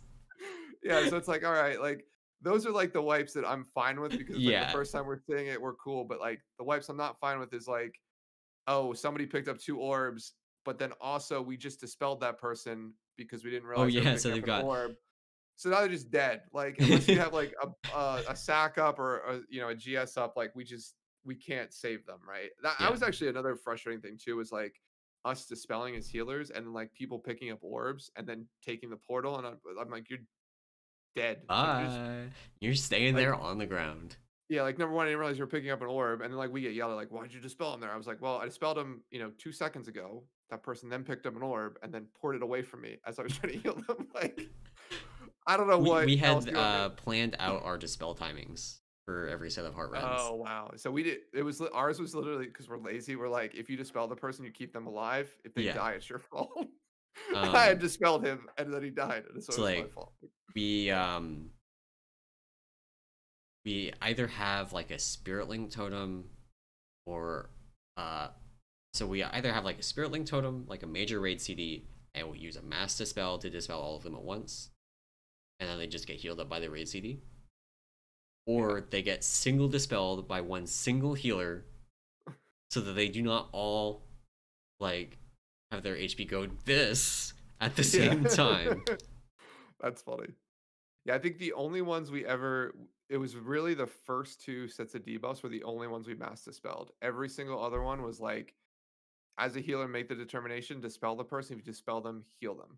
Yeah. And that worked out well, but we did definitely wipe to people like one of our Yeah, healers just that get a little we trigger had a happy. lot of deaths, I would say, to someone, they got heart rend with multiple wicked laceration stacks, and then they got, the mass dispel and just immediately fell over.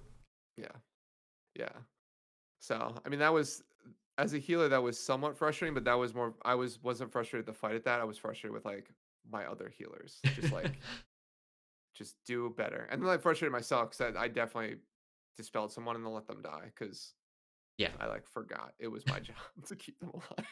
Yeah. So Or you, yeah. and that's the kind of thing where, sometimes you dispel someone and you're fine to spend a couple of GCDs healing someone else. And then other Yeah. times you dispel someone and you have to put every single GCD into them or they will die.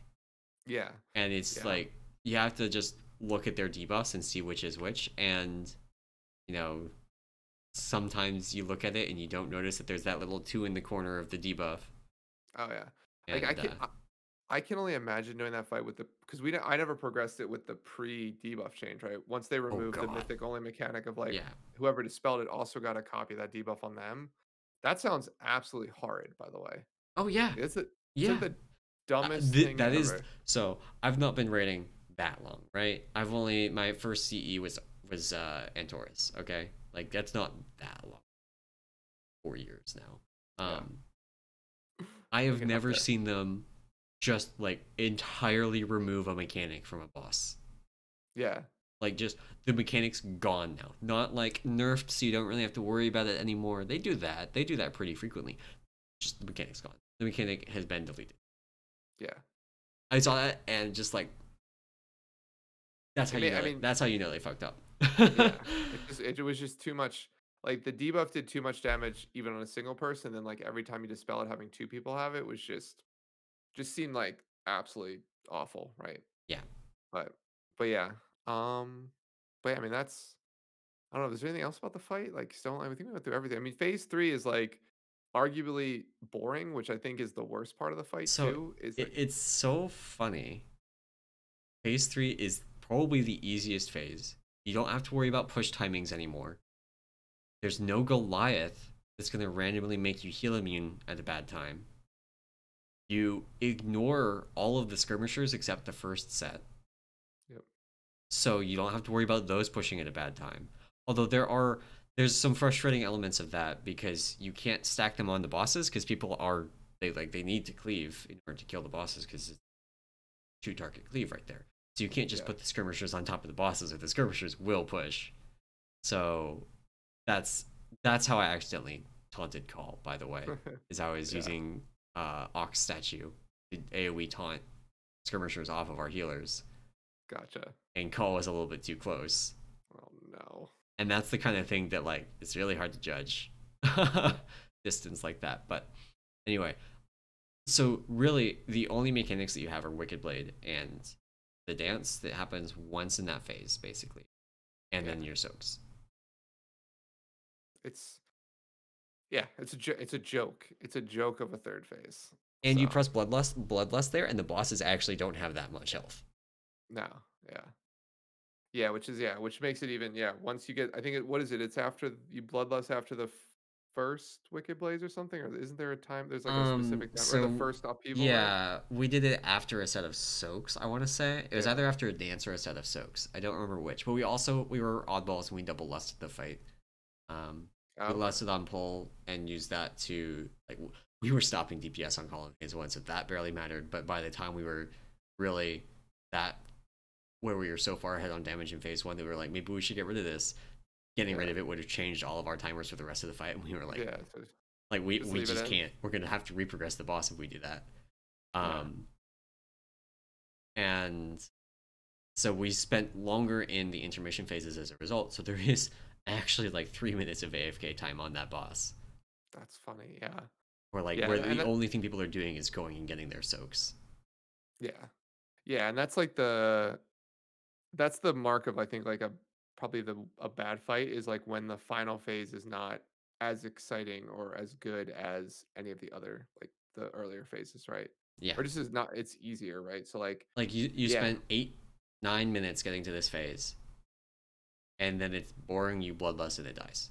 yeah, exactly. Like don't mess up two mechanics you've already seen for the majority of the fight. If you can do those two, you kill the boss and win, Yeah, right?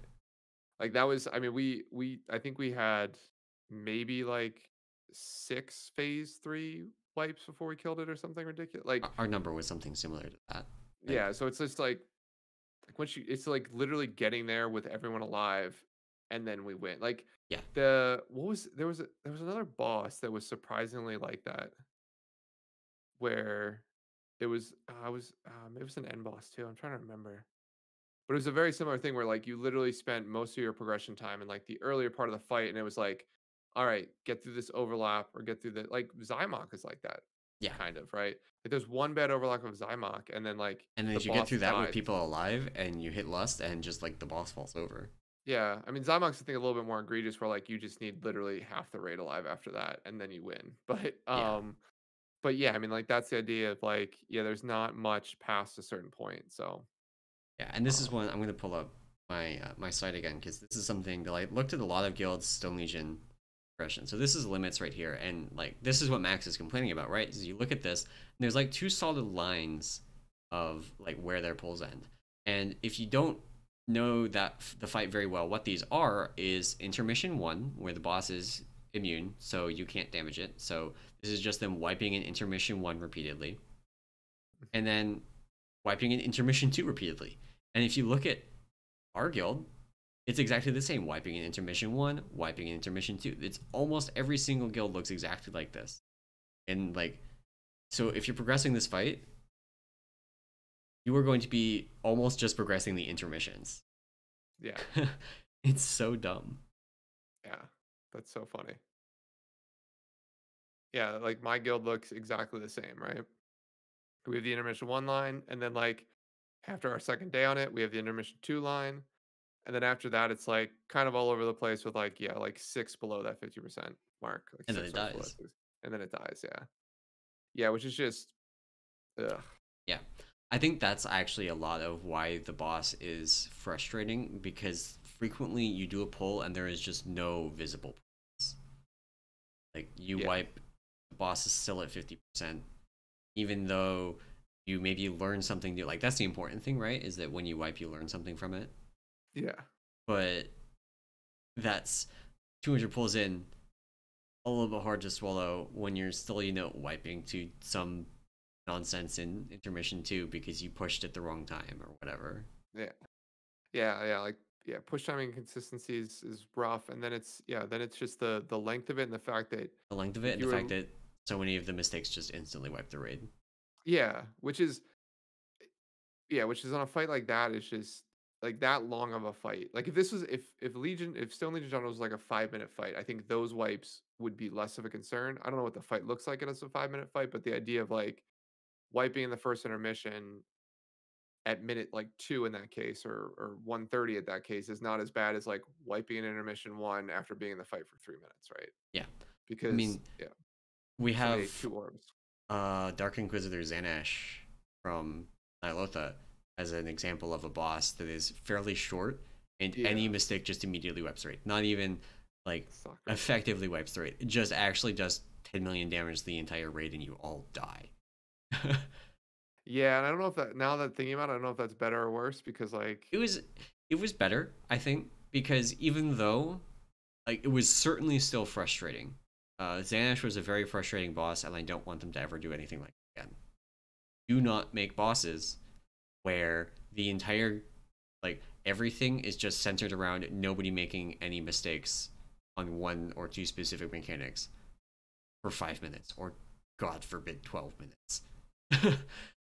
But Xanash was, you wiped 30 seconds into it, or a minute, or 2 minutes. The boss didn't even live for 5 minutes. yeah. So like if you were wiping to it, you were wiping to it pretty quickly, and you'd get back up and you'd do it again. You could fit literally 3 to 4 times the number of pulls in on Xanash as you could on Stone to work through those mistakes. And bonus points, Xanash had no push timers or anything. It was Yeah, all which is all just like tough. static timers. It was a very consistent boss, if nothing else. Yeah. Yeah, I mean, the Xanish issue was like you couldn't you knew you were wiping going in at each of those times. Like you knew the first group was going to screw up soccer, a couple pulls. You knew the second group was going to pull like screw it up. And then now you're getting to the third group, you know they're going to screw it up. And then you get to that final fourth group, at least on progression, right? You did 4. And you're just Yeah, hoping to God the fourth group like does something. yeah. Like I know that for that boss specifically, we actually had our fourth group for a couple pulls as the Go third group was first. learning, go Yeah, first because it's the same pattern. But yeah, yeah. We did the same, but it's but still definitely like getting to the end of it, and the mechanic goes out, somebody screws up their pass, and oops, we die. it's just like, and then that just breeds like animosity for that person. It's just like, how do Yeah, you screw this up? We've been here, and they're like, I've done it twice. I don't know, and I'm like, play better. I don't know what to say at that point. Like, yeah. So I mean, that's yeah. I don't know. And like for Stone Legion though, yeah, it's just I mean, the even I think you're spot on with that, because I think that is a large part of the problem where like one person misses a soak, oops, the raid's dead. You know, right, yeah. one Or person like screws up what Wicked Blade, oops, the raid's dead. yeah, and at that point you've been in the fight for like 9 minutes, and like yeah, you screw up Wicked Blade in phase 1, you get yelled at, or like people yell, people get upset, like a little bit, you get frustrated, but it's not It's not the that end of the bad, world. right? Yeah, It's 30 seconds, pull again, you're good. But like 9 minutes into a fight, and like, dude, you have done this. Like we've drilled this into your head. Like Hunter, run to the right, and then yeah, they run not to the right, and you're just like you're frustrated at them, but then like you're also frustrated because it's been like well, now we gotta get through every other mistake up to that point and then not make that mistake, and then maybe we kill it, right?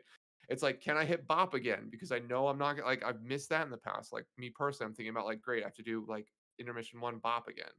And then it's like, all right, intermission two, I gotta hope my other holy paladin makes his bop. And Yeah. like so it's a lot of that type of stuff where it's just like, yeah, there's all those points where like there's like a point where you can't screw up. And if you do, it's essentially not a wipe, but it's like changes So much everything the harder. rest of the fight. Yeah.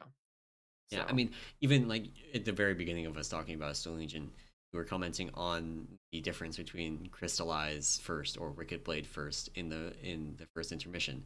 And as a tank, the difference in difficulty between those two is night and day. Like doing Wicked Blade first is actually so much easier because boss stops hitting you immediately after hitting you with a tank buster, and you just have time to stabilize for like 5 seconds, oh yeah. and then you're fine. Otherwise, if the crystallize happens, Paul is still beating your face in while you go over to get stunned. And then, like, hope you're not low when you actually get hit with the stun, because if you are, you're gonna die. Oh Unless your yeah. healers are on their toes. And your healers are doing other things, like bopping the person that gets targeted by Feast. Yeah, exactly. Yeah, that was all it was we actually started, it's funny, if we ended up getting crystallized first there, we ended up moving crystallized to the tank that was tanking the boss. We just made it always go to, like, the statue in the back. That was our plan. Yeah. That crystallize just always goes to that statue, and then, the tank gets in it, or if you're me, sometimes forgets to get in it because it's Well, fine. It's fine. for us, it's funny. Like we never really suffered tank deaths because our warrior tanked it, right? So we had a warrior tank there.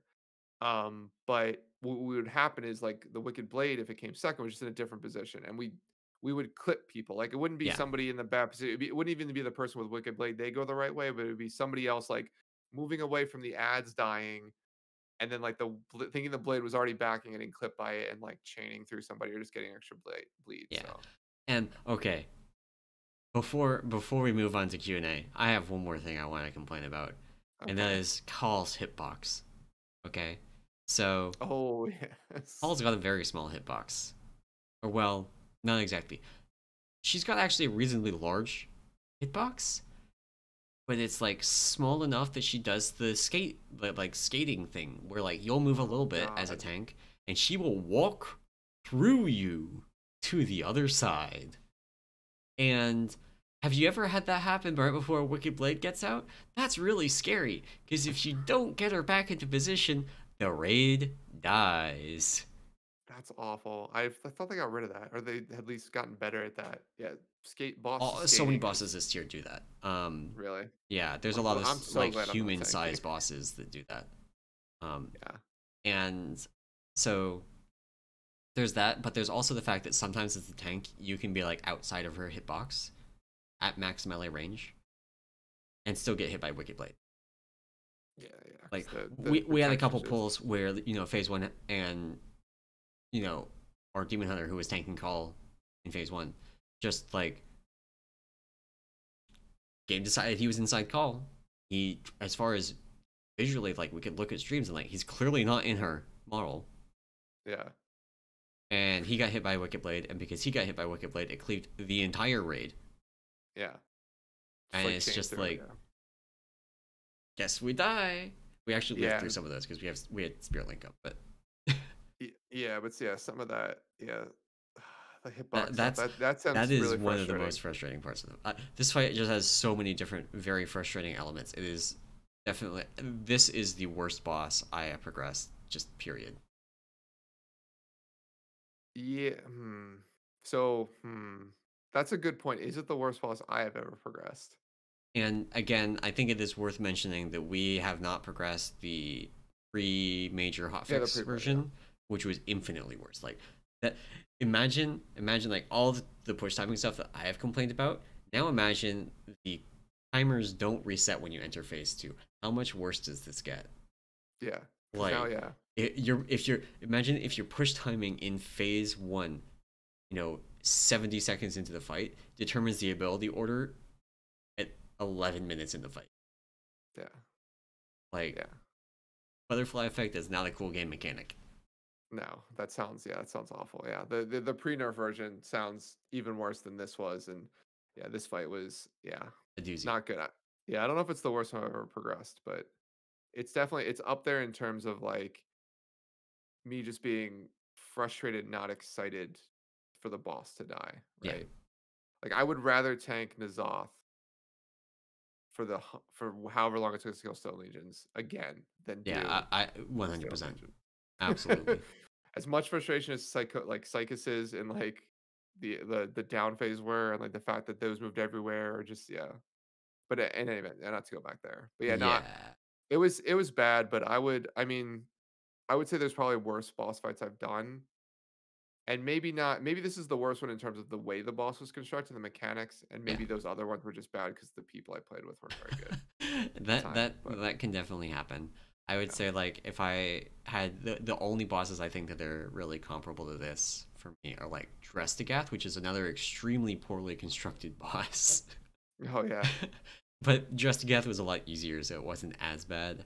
And then yeah, Zakul, which again, the first timer nonsense. the And cool's just boring, yeah, that one had a lot of stress for me as well because of stuff that was going on in raid and in real life at the same time that we were progressing it. And then yeah. Jaina, because I hate Jaina. Oh, dude. Dude, and I don't. We're not gonna have this discussion again. I know we disagree on it. Um, but Jaina was just another buggy fight, and you only got to see the bugs if you were a tank, basically. That's fair. That's fair. Um, Oh and man, so worst progressed boss ever. Interesting. yeah. I mean, Uh, I and don't, I'm like not gonna fully again, disagree with it. in fairness to this boss, I have not progressed that many, Yeah, but compared to some people. But yeah. like, I I think even though like limit like Max and even a lot of the limit guys have said it's the worst boss they've ever been on progression. So I don't think you're far off in terms of your assessment of like this one being bad, yeah, right? But yeah, I mean, yeah, the I'm glad I didn't see a lot of the bugs. I'm glad I didn't see the first version of the fight. Like one of the yeah, me first too. times I'm excited that we saw nerfs before we got there. Yeah, Um, so yeah. So yeah. But yeah, I guess real quick before we go to Q&A, so did you start Sire polls yet? we have started Sire polls. We um had a fun time lagging out the instant server. Nice. Yes, We yes, with made the the instant ads. server lag so hard that we had night hunters go off while people were in the air with blood price.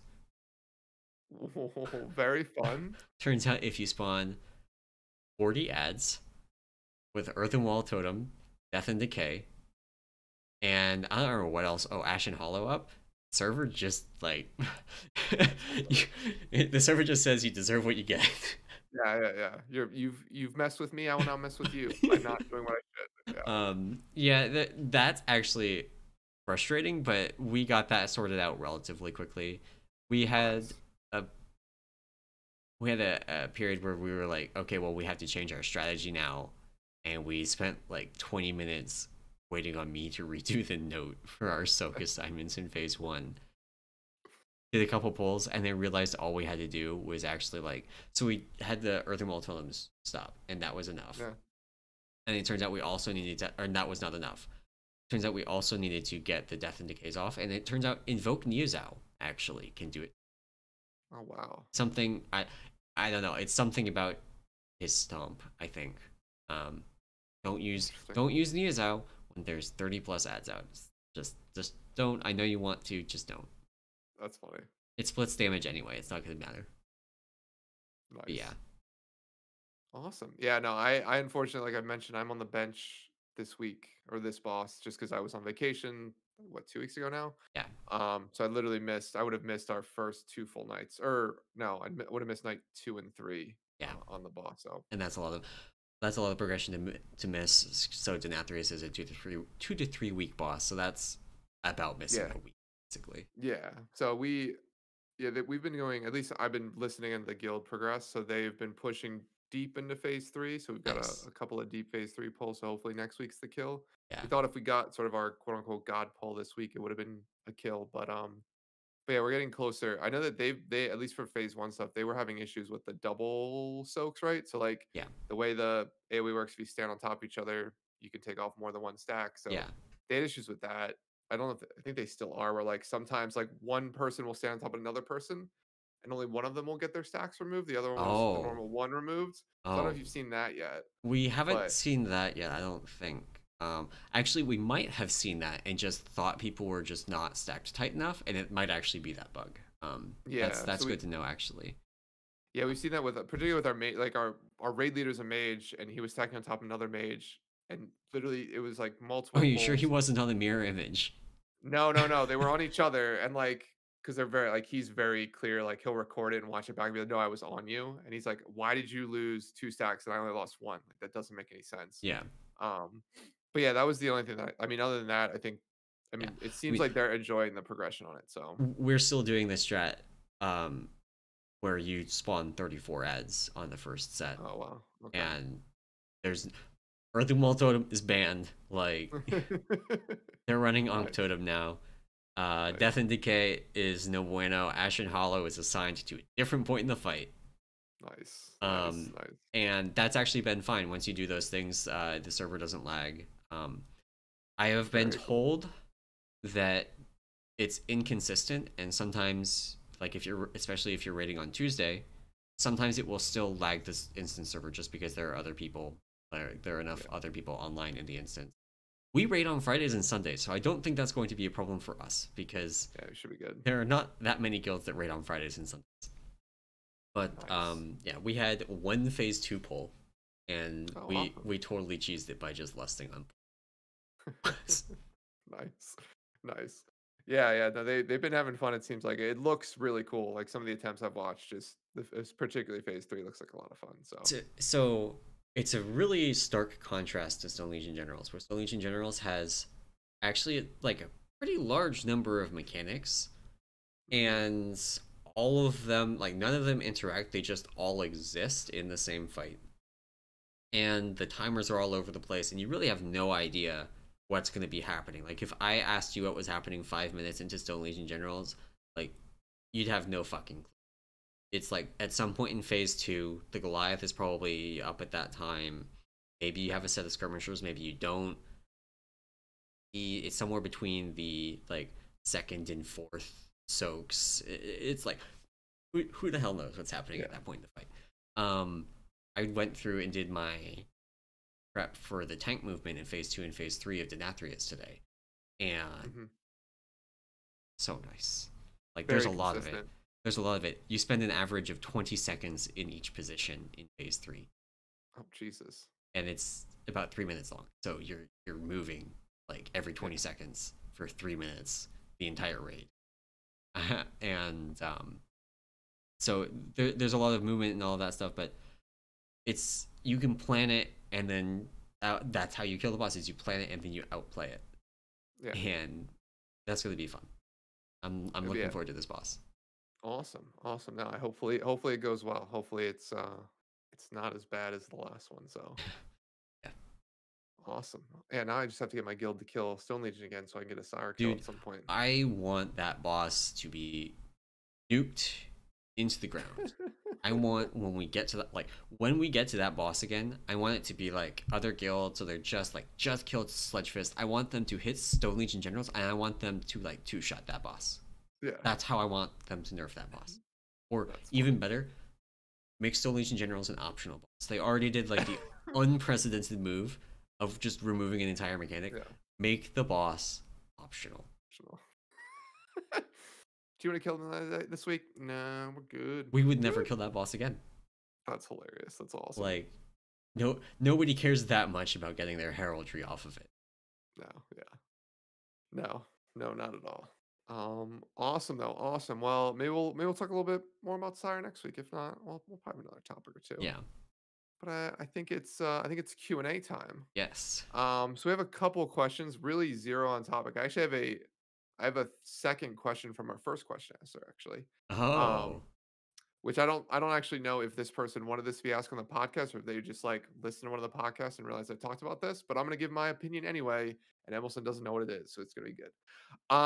So this comes from, of course, Azaru. And Azaru asked a question last week, and I had a little bit of difficulty with the name, just Hmm? like I typically do. So they ask, how difficult was it to work out how to say my name out loud last week? And then they go on to tell me how to pronounce it. Well, They you also still said, pronounced it wrong. did I? Yeah, you missed the N. Like a blazer. Oh, at the end of Kang, there's no N. It says On Zeru. as in blazer. So like That's the Azer. Zer. On Uh, Zer. oh, I thought he meant the whole front of it looked like blazer, but with an A. Okay, so I already screwed this up. Um, darn it. Then It's they let me okay. know It's okay. that I could use their Peak of Serenity Discord name. I'm not gonna out them whose that is. But no, on Zeru, uh, it was not that hard. Okay, bud, your name's not that difficult. I nailed it. It's not as bad Emerson. as Hursty Zirkledays Scenarius, right? Oh, Hursty, idiot. Yes. Hold on. That was a hard one. There was a couple hard ones early on too. But I've gotten better. Just you threw me for a loop. So sorry about that. And then on Zuru, actually asked me about the upcoming F1 season. If I watch, so Formula One, sorry, F1, Formula Yep. One, the race cars. If I watched it and what my predictions were. So I don't know if you watch Formula One at all, Emerson. Yep. Um, okay, so this will be a one-sided conversation, Yep. one-sided answer. But I do watch F1 very regularly. And my predictions for this season are Mercedes going to go 1-2 again, win the constructors by a mile. No one's going to touch them. However, dark horses, McLaren is going to push Red Bull to the limit for number 2 in the constructors. I think it's going to be a McLaren Red Bull battle. And Ferrari is nowhere to be seen, middle of the pack, being idiots.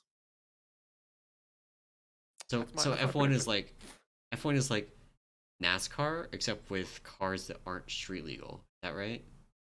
I, okay, no. Okay, so it's like okay, so here's the comparison. Here's the comparison. If NASCAR is a Ford Bronco from the 1980s, Formula One is a Tesla from today, right? So like you I got would some rather have the idiots in a big Bronco, engine. honestly. Like I'm not sorry, what? I just uh, you could not pay me to drive a Tesla. I'm But just I saying from a mean, another technology high-end car, perspective another and high-end car. like Yeah. Yeah. the R&D that went into creating a Tesla is a Yeah. lot more than it was to create a 1980s Ford Bronco, Yeah.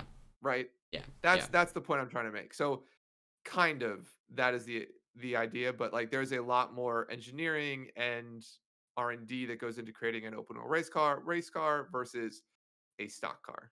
Yeah. Not to say they're both difficult sports or whatever, just like I Formula mean, 1 is the I understand. peak. I totally understand that angle. Like, there is something to be said for just having really cool machines on the track.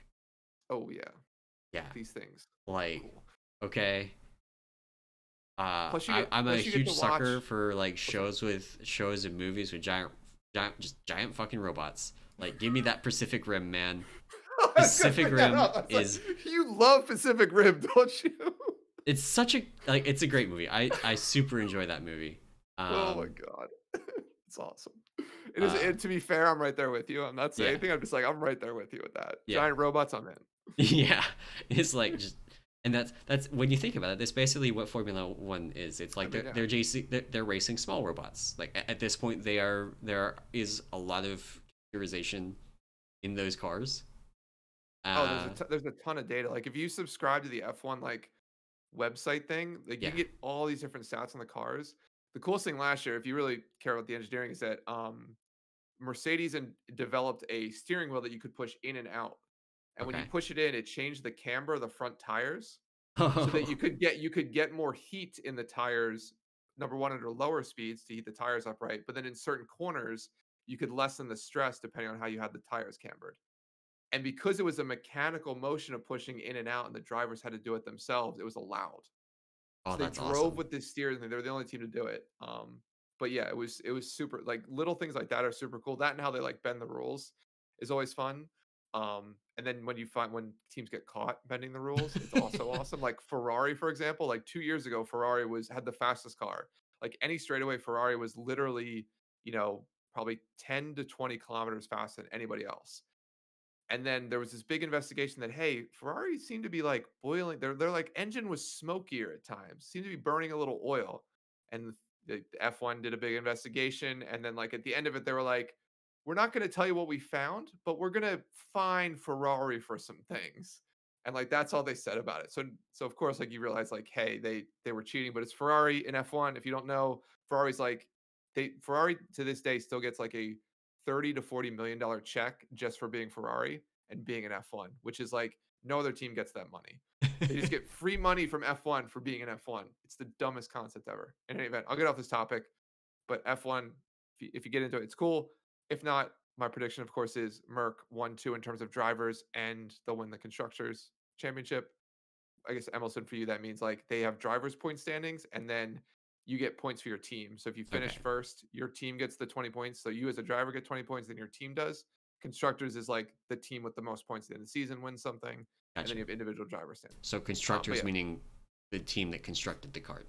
exactly. Yeah, yeah. Yeah. There's 10 teams, and every team has 2 cars.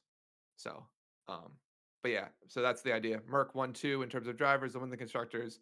McLaren will give Red Bull a run for their money for number 2 in constructors. Ferrari's a piece of shit, and Haas is going to be fucking terrible. Sorry, Why Haas is is the Red? American team. Why does Red Bull just like sponsor a team? They sponsor 2. Yes. Really?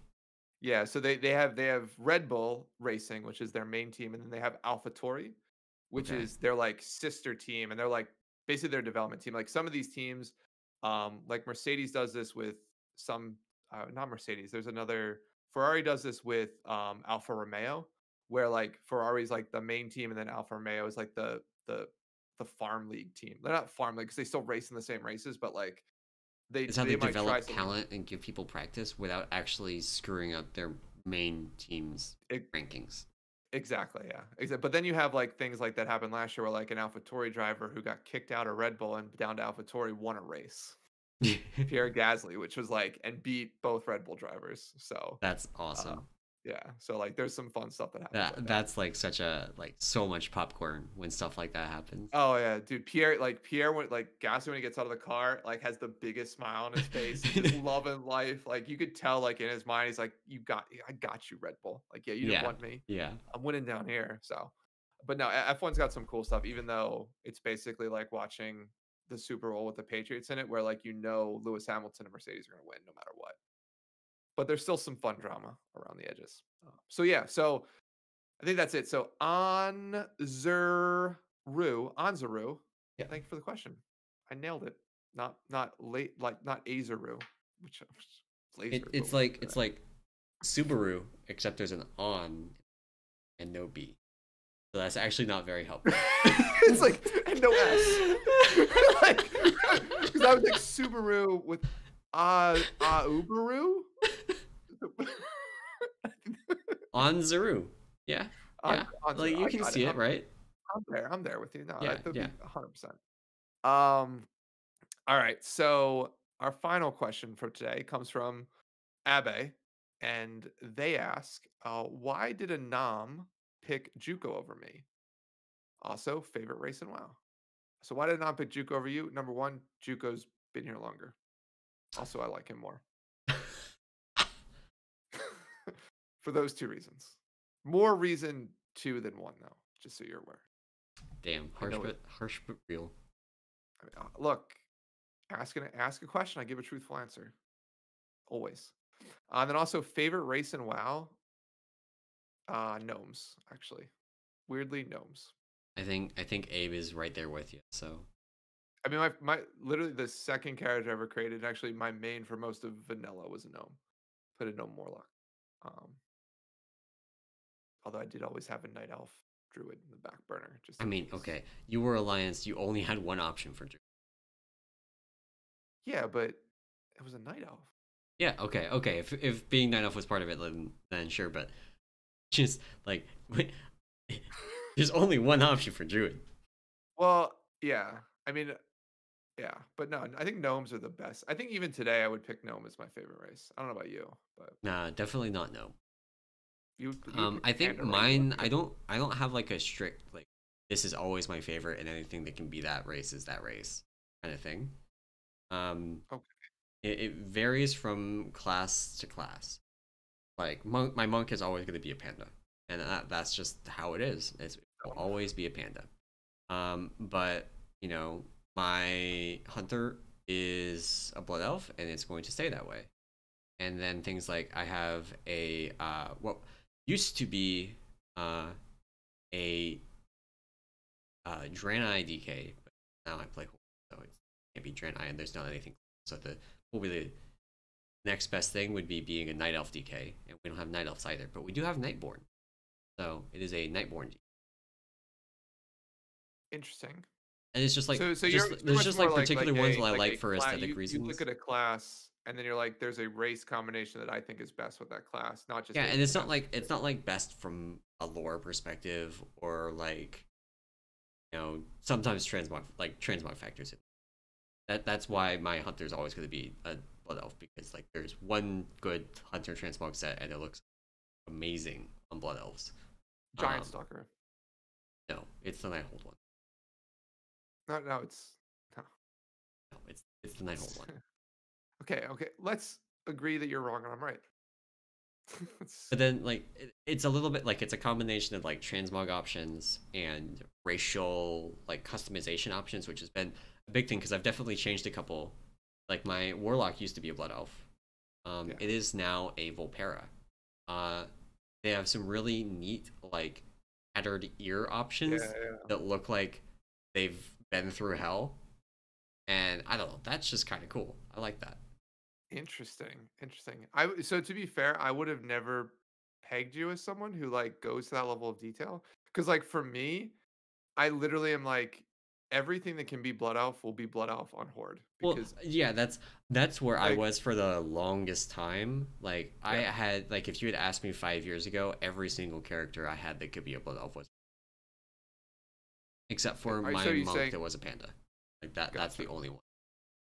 So But you like would say like your taste matured and refined while I'm still like a 4-year-old that only no, picks I the would hot say race. that the improvements in models for other races and improvements in transmog and the introduction of allied races Gotcha, have changed the gotcha. All right, fair, fair. because if you notice the races I mentioned that aren't blood elf or panda are both allied races.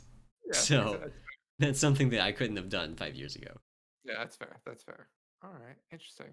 All over the place. Yeah. I mean, I think yeah, for me it's always been I think gnome is just I like the I like I'm not going to say what I was going to say cuz I don't want that on record. Uh I just gnome was like when I picked Likes warlock. midgets.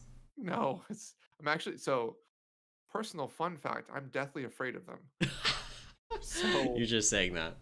no, no. So okay, do I have to tell the story? You All don't right, have so to tell the story on stream. let me finish the yeah, but I have a story that I can get someone to collaborate with me that will let you know that I'm deathly afraid of midgets. In any event, no, I think just gnomes were like the first race I played, so like to me, they will always have that sort of like Yeah, I don't know connection, right? And that I spent literally like my original warlock to this day. I think my monk just eclipsed his time played, like as of like mid BFA. yeah. So like I spent a lot of time on that warlock, a lot of time as a gnome. So, um, I don't think my monk even has as much time as my hunter. My oh hunter is really? still ahead because even though I was a casual for years and years and years, I was a casual that played a lot, Yeah, and so yeah, I just had a lot of hours doing random shit. yeah. I spent a Although lot of I time. guess probably I should double check. At this point, I might have more played of my monk. It's getting very close, Gotcha.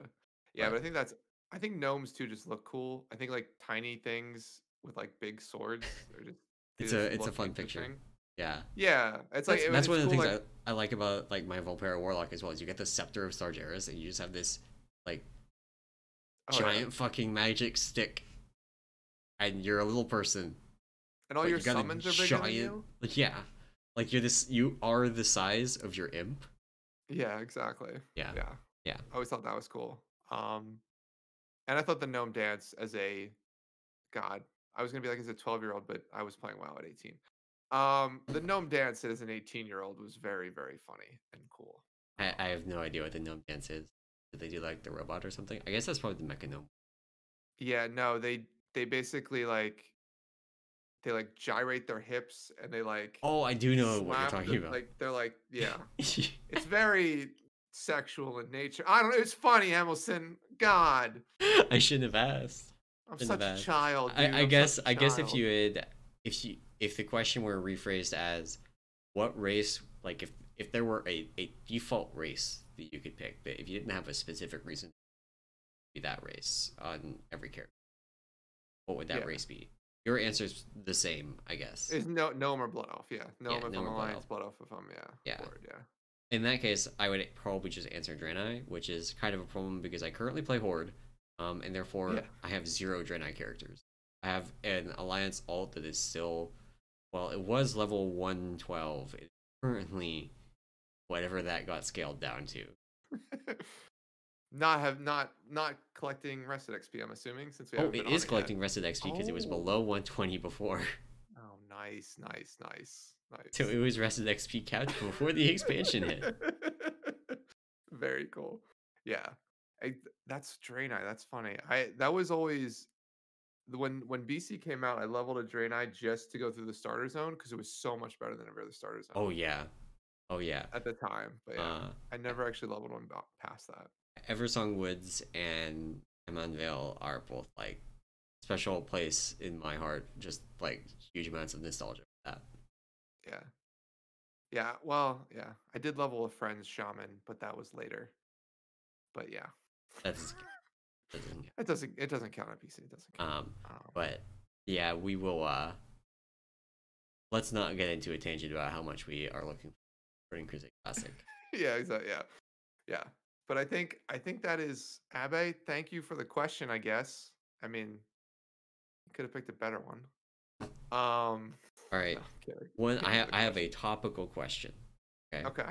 Awesome. you have 30 seconds to give someone one important tip for progressing Stone Legion generals. What is your tip? One important tip for progressing to Legion Generals. Manage ad DPS, particularly on skirmishers, to ensure you're not pushing them all at the same time. And then yeah, that's the biggest thing is manage your ad DPS on those and then across the board, like intermissions and on Goliaths, right? Making sure you're pushing them at appropriate times. But I mean, the fight to me, that's if you can do that, you wipe out a lot of the silly wipes where people are moving, whether it's unintended. Um, but yeah, I think that would be the 30-second quick tip. So I don't know if that was in 30 seconds. It's fine. That would be my quick tip because I think that would help a lot. Yeah. Mine would be try to switch people around as little as possible. You will have fewer wipes if you just raid with the same consistent people. Even if you think, having a particular person in, like, obviously if someone is just playing poorly, you don't have much choice at that point, swap them out. Yeah. But um like keeping the same 20 people in is going to cut your wipes down a lot just because your push timers will be so much more. That is one of the reasons I think we had more struggles with the push timer boss is we swapped people around more than was necessary, and that Yeah. led to us progressing various versions, basically. Yeah, I mean, I think, yeah, that's actually really good because that's generally what we do, just in general, right? Is we will pull with everyone for half a night, and then after that half a night, we will set a comp, Yeah, and like very rarely try and change it. So yeah, it's funny because you kept bringing up the pull, like when we were talking about it, right? We talked about like you yeah, hit those like different yeah. timings, and I was And like, like some of ours was unavoidable. Like we do something similar to you. We do it for a little yeah, bit longer than half a night, but not like longer. But then we yeah, also just like we had people that were out for real life stuff. We oh had yeah, people that just got disconnected in the middle of raid and didn't come back on until after. Jesus. The stuff in Texas happened. Actually, I think Oh that yeah, happened during our. I don't remember. It happened either during Sledgefest or Stone Legion Generals, and we just like had people out, and that was unfortunate. gotcha. Yeah, that's rough. Yeah, the comp changes I think are rough, but But yeah, yeah, that being that that would be consistent, my that's a quick really tip good one. is try and keep the same 20 people in so that you can have a consistent fight to work. Yeah. Yeah, and it breeds not only the timings, but it breeds just like people seeing all the different queuings, right? And then they know exactly how to do it. So All right. Well, true to form, this episode was not actually any shorter than is typical. Some of that is due to our longer than normal intro. Some of it is Yes. because Stone Legion is a real doozy of a boss. Yeah. But in any case, I think that is going to bring this episode of the Peak of Serenity podcast to a close. Thank you all for listening, or coming and watching on the stream. If hi, I see you there. Um, it's been fun. I hope you enjoyed it, and if you enjoyed it, and you want to support this podcast and all of the other work that we do over on the Peak of Serenity, you can do that over on our Patreon at patreon.com/Peak of Serenity. And fun fact: not only do you support the show and the site when you go and support us on Patreon, you also get a cool color in Discord, or one of multiple colors, and access to some private channels. And Babylonius does a D&D campaign, patrons. Than that. So there are other perks. You don't have to just do it because. But that is going to wrap up our show for this week. Again, thank you all for listening, and we will see you next week. Bye. Bye.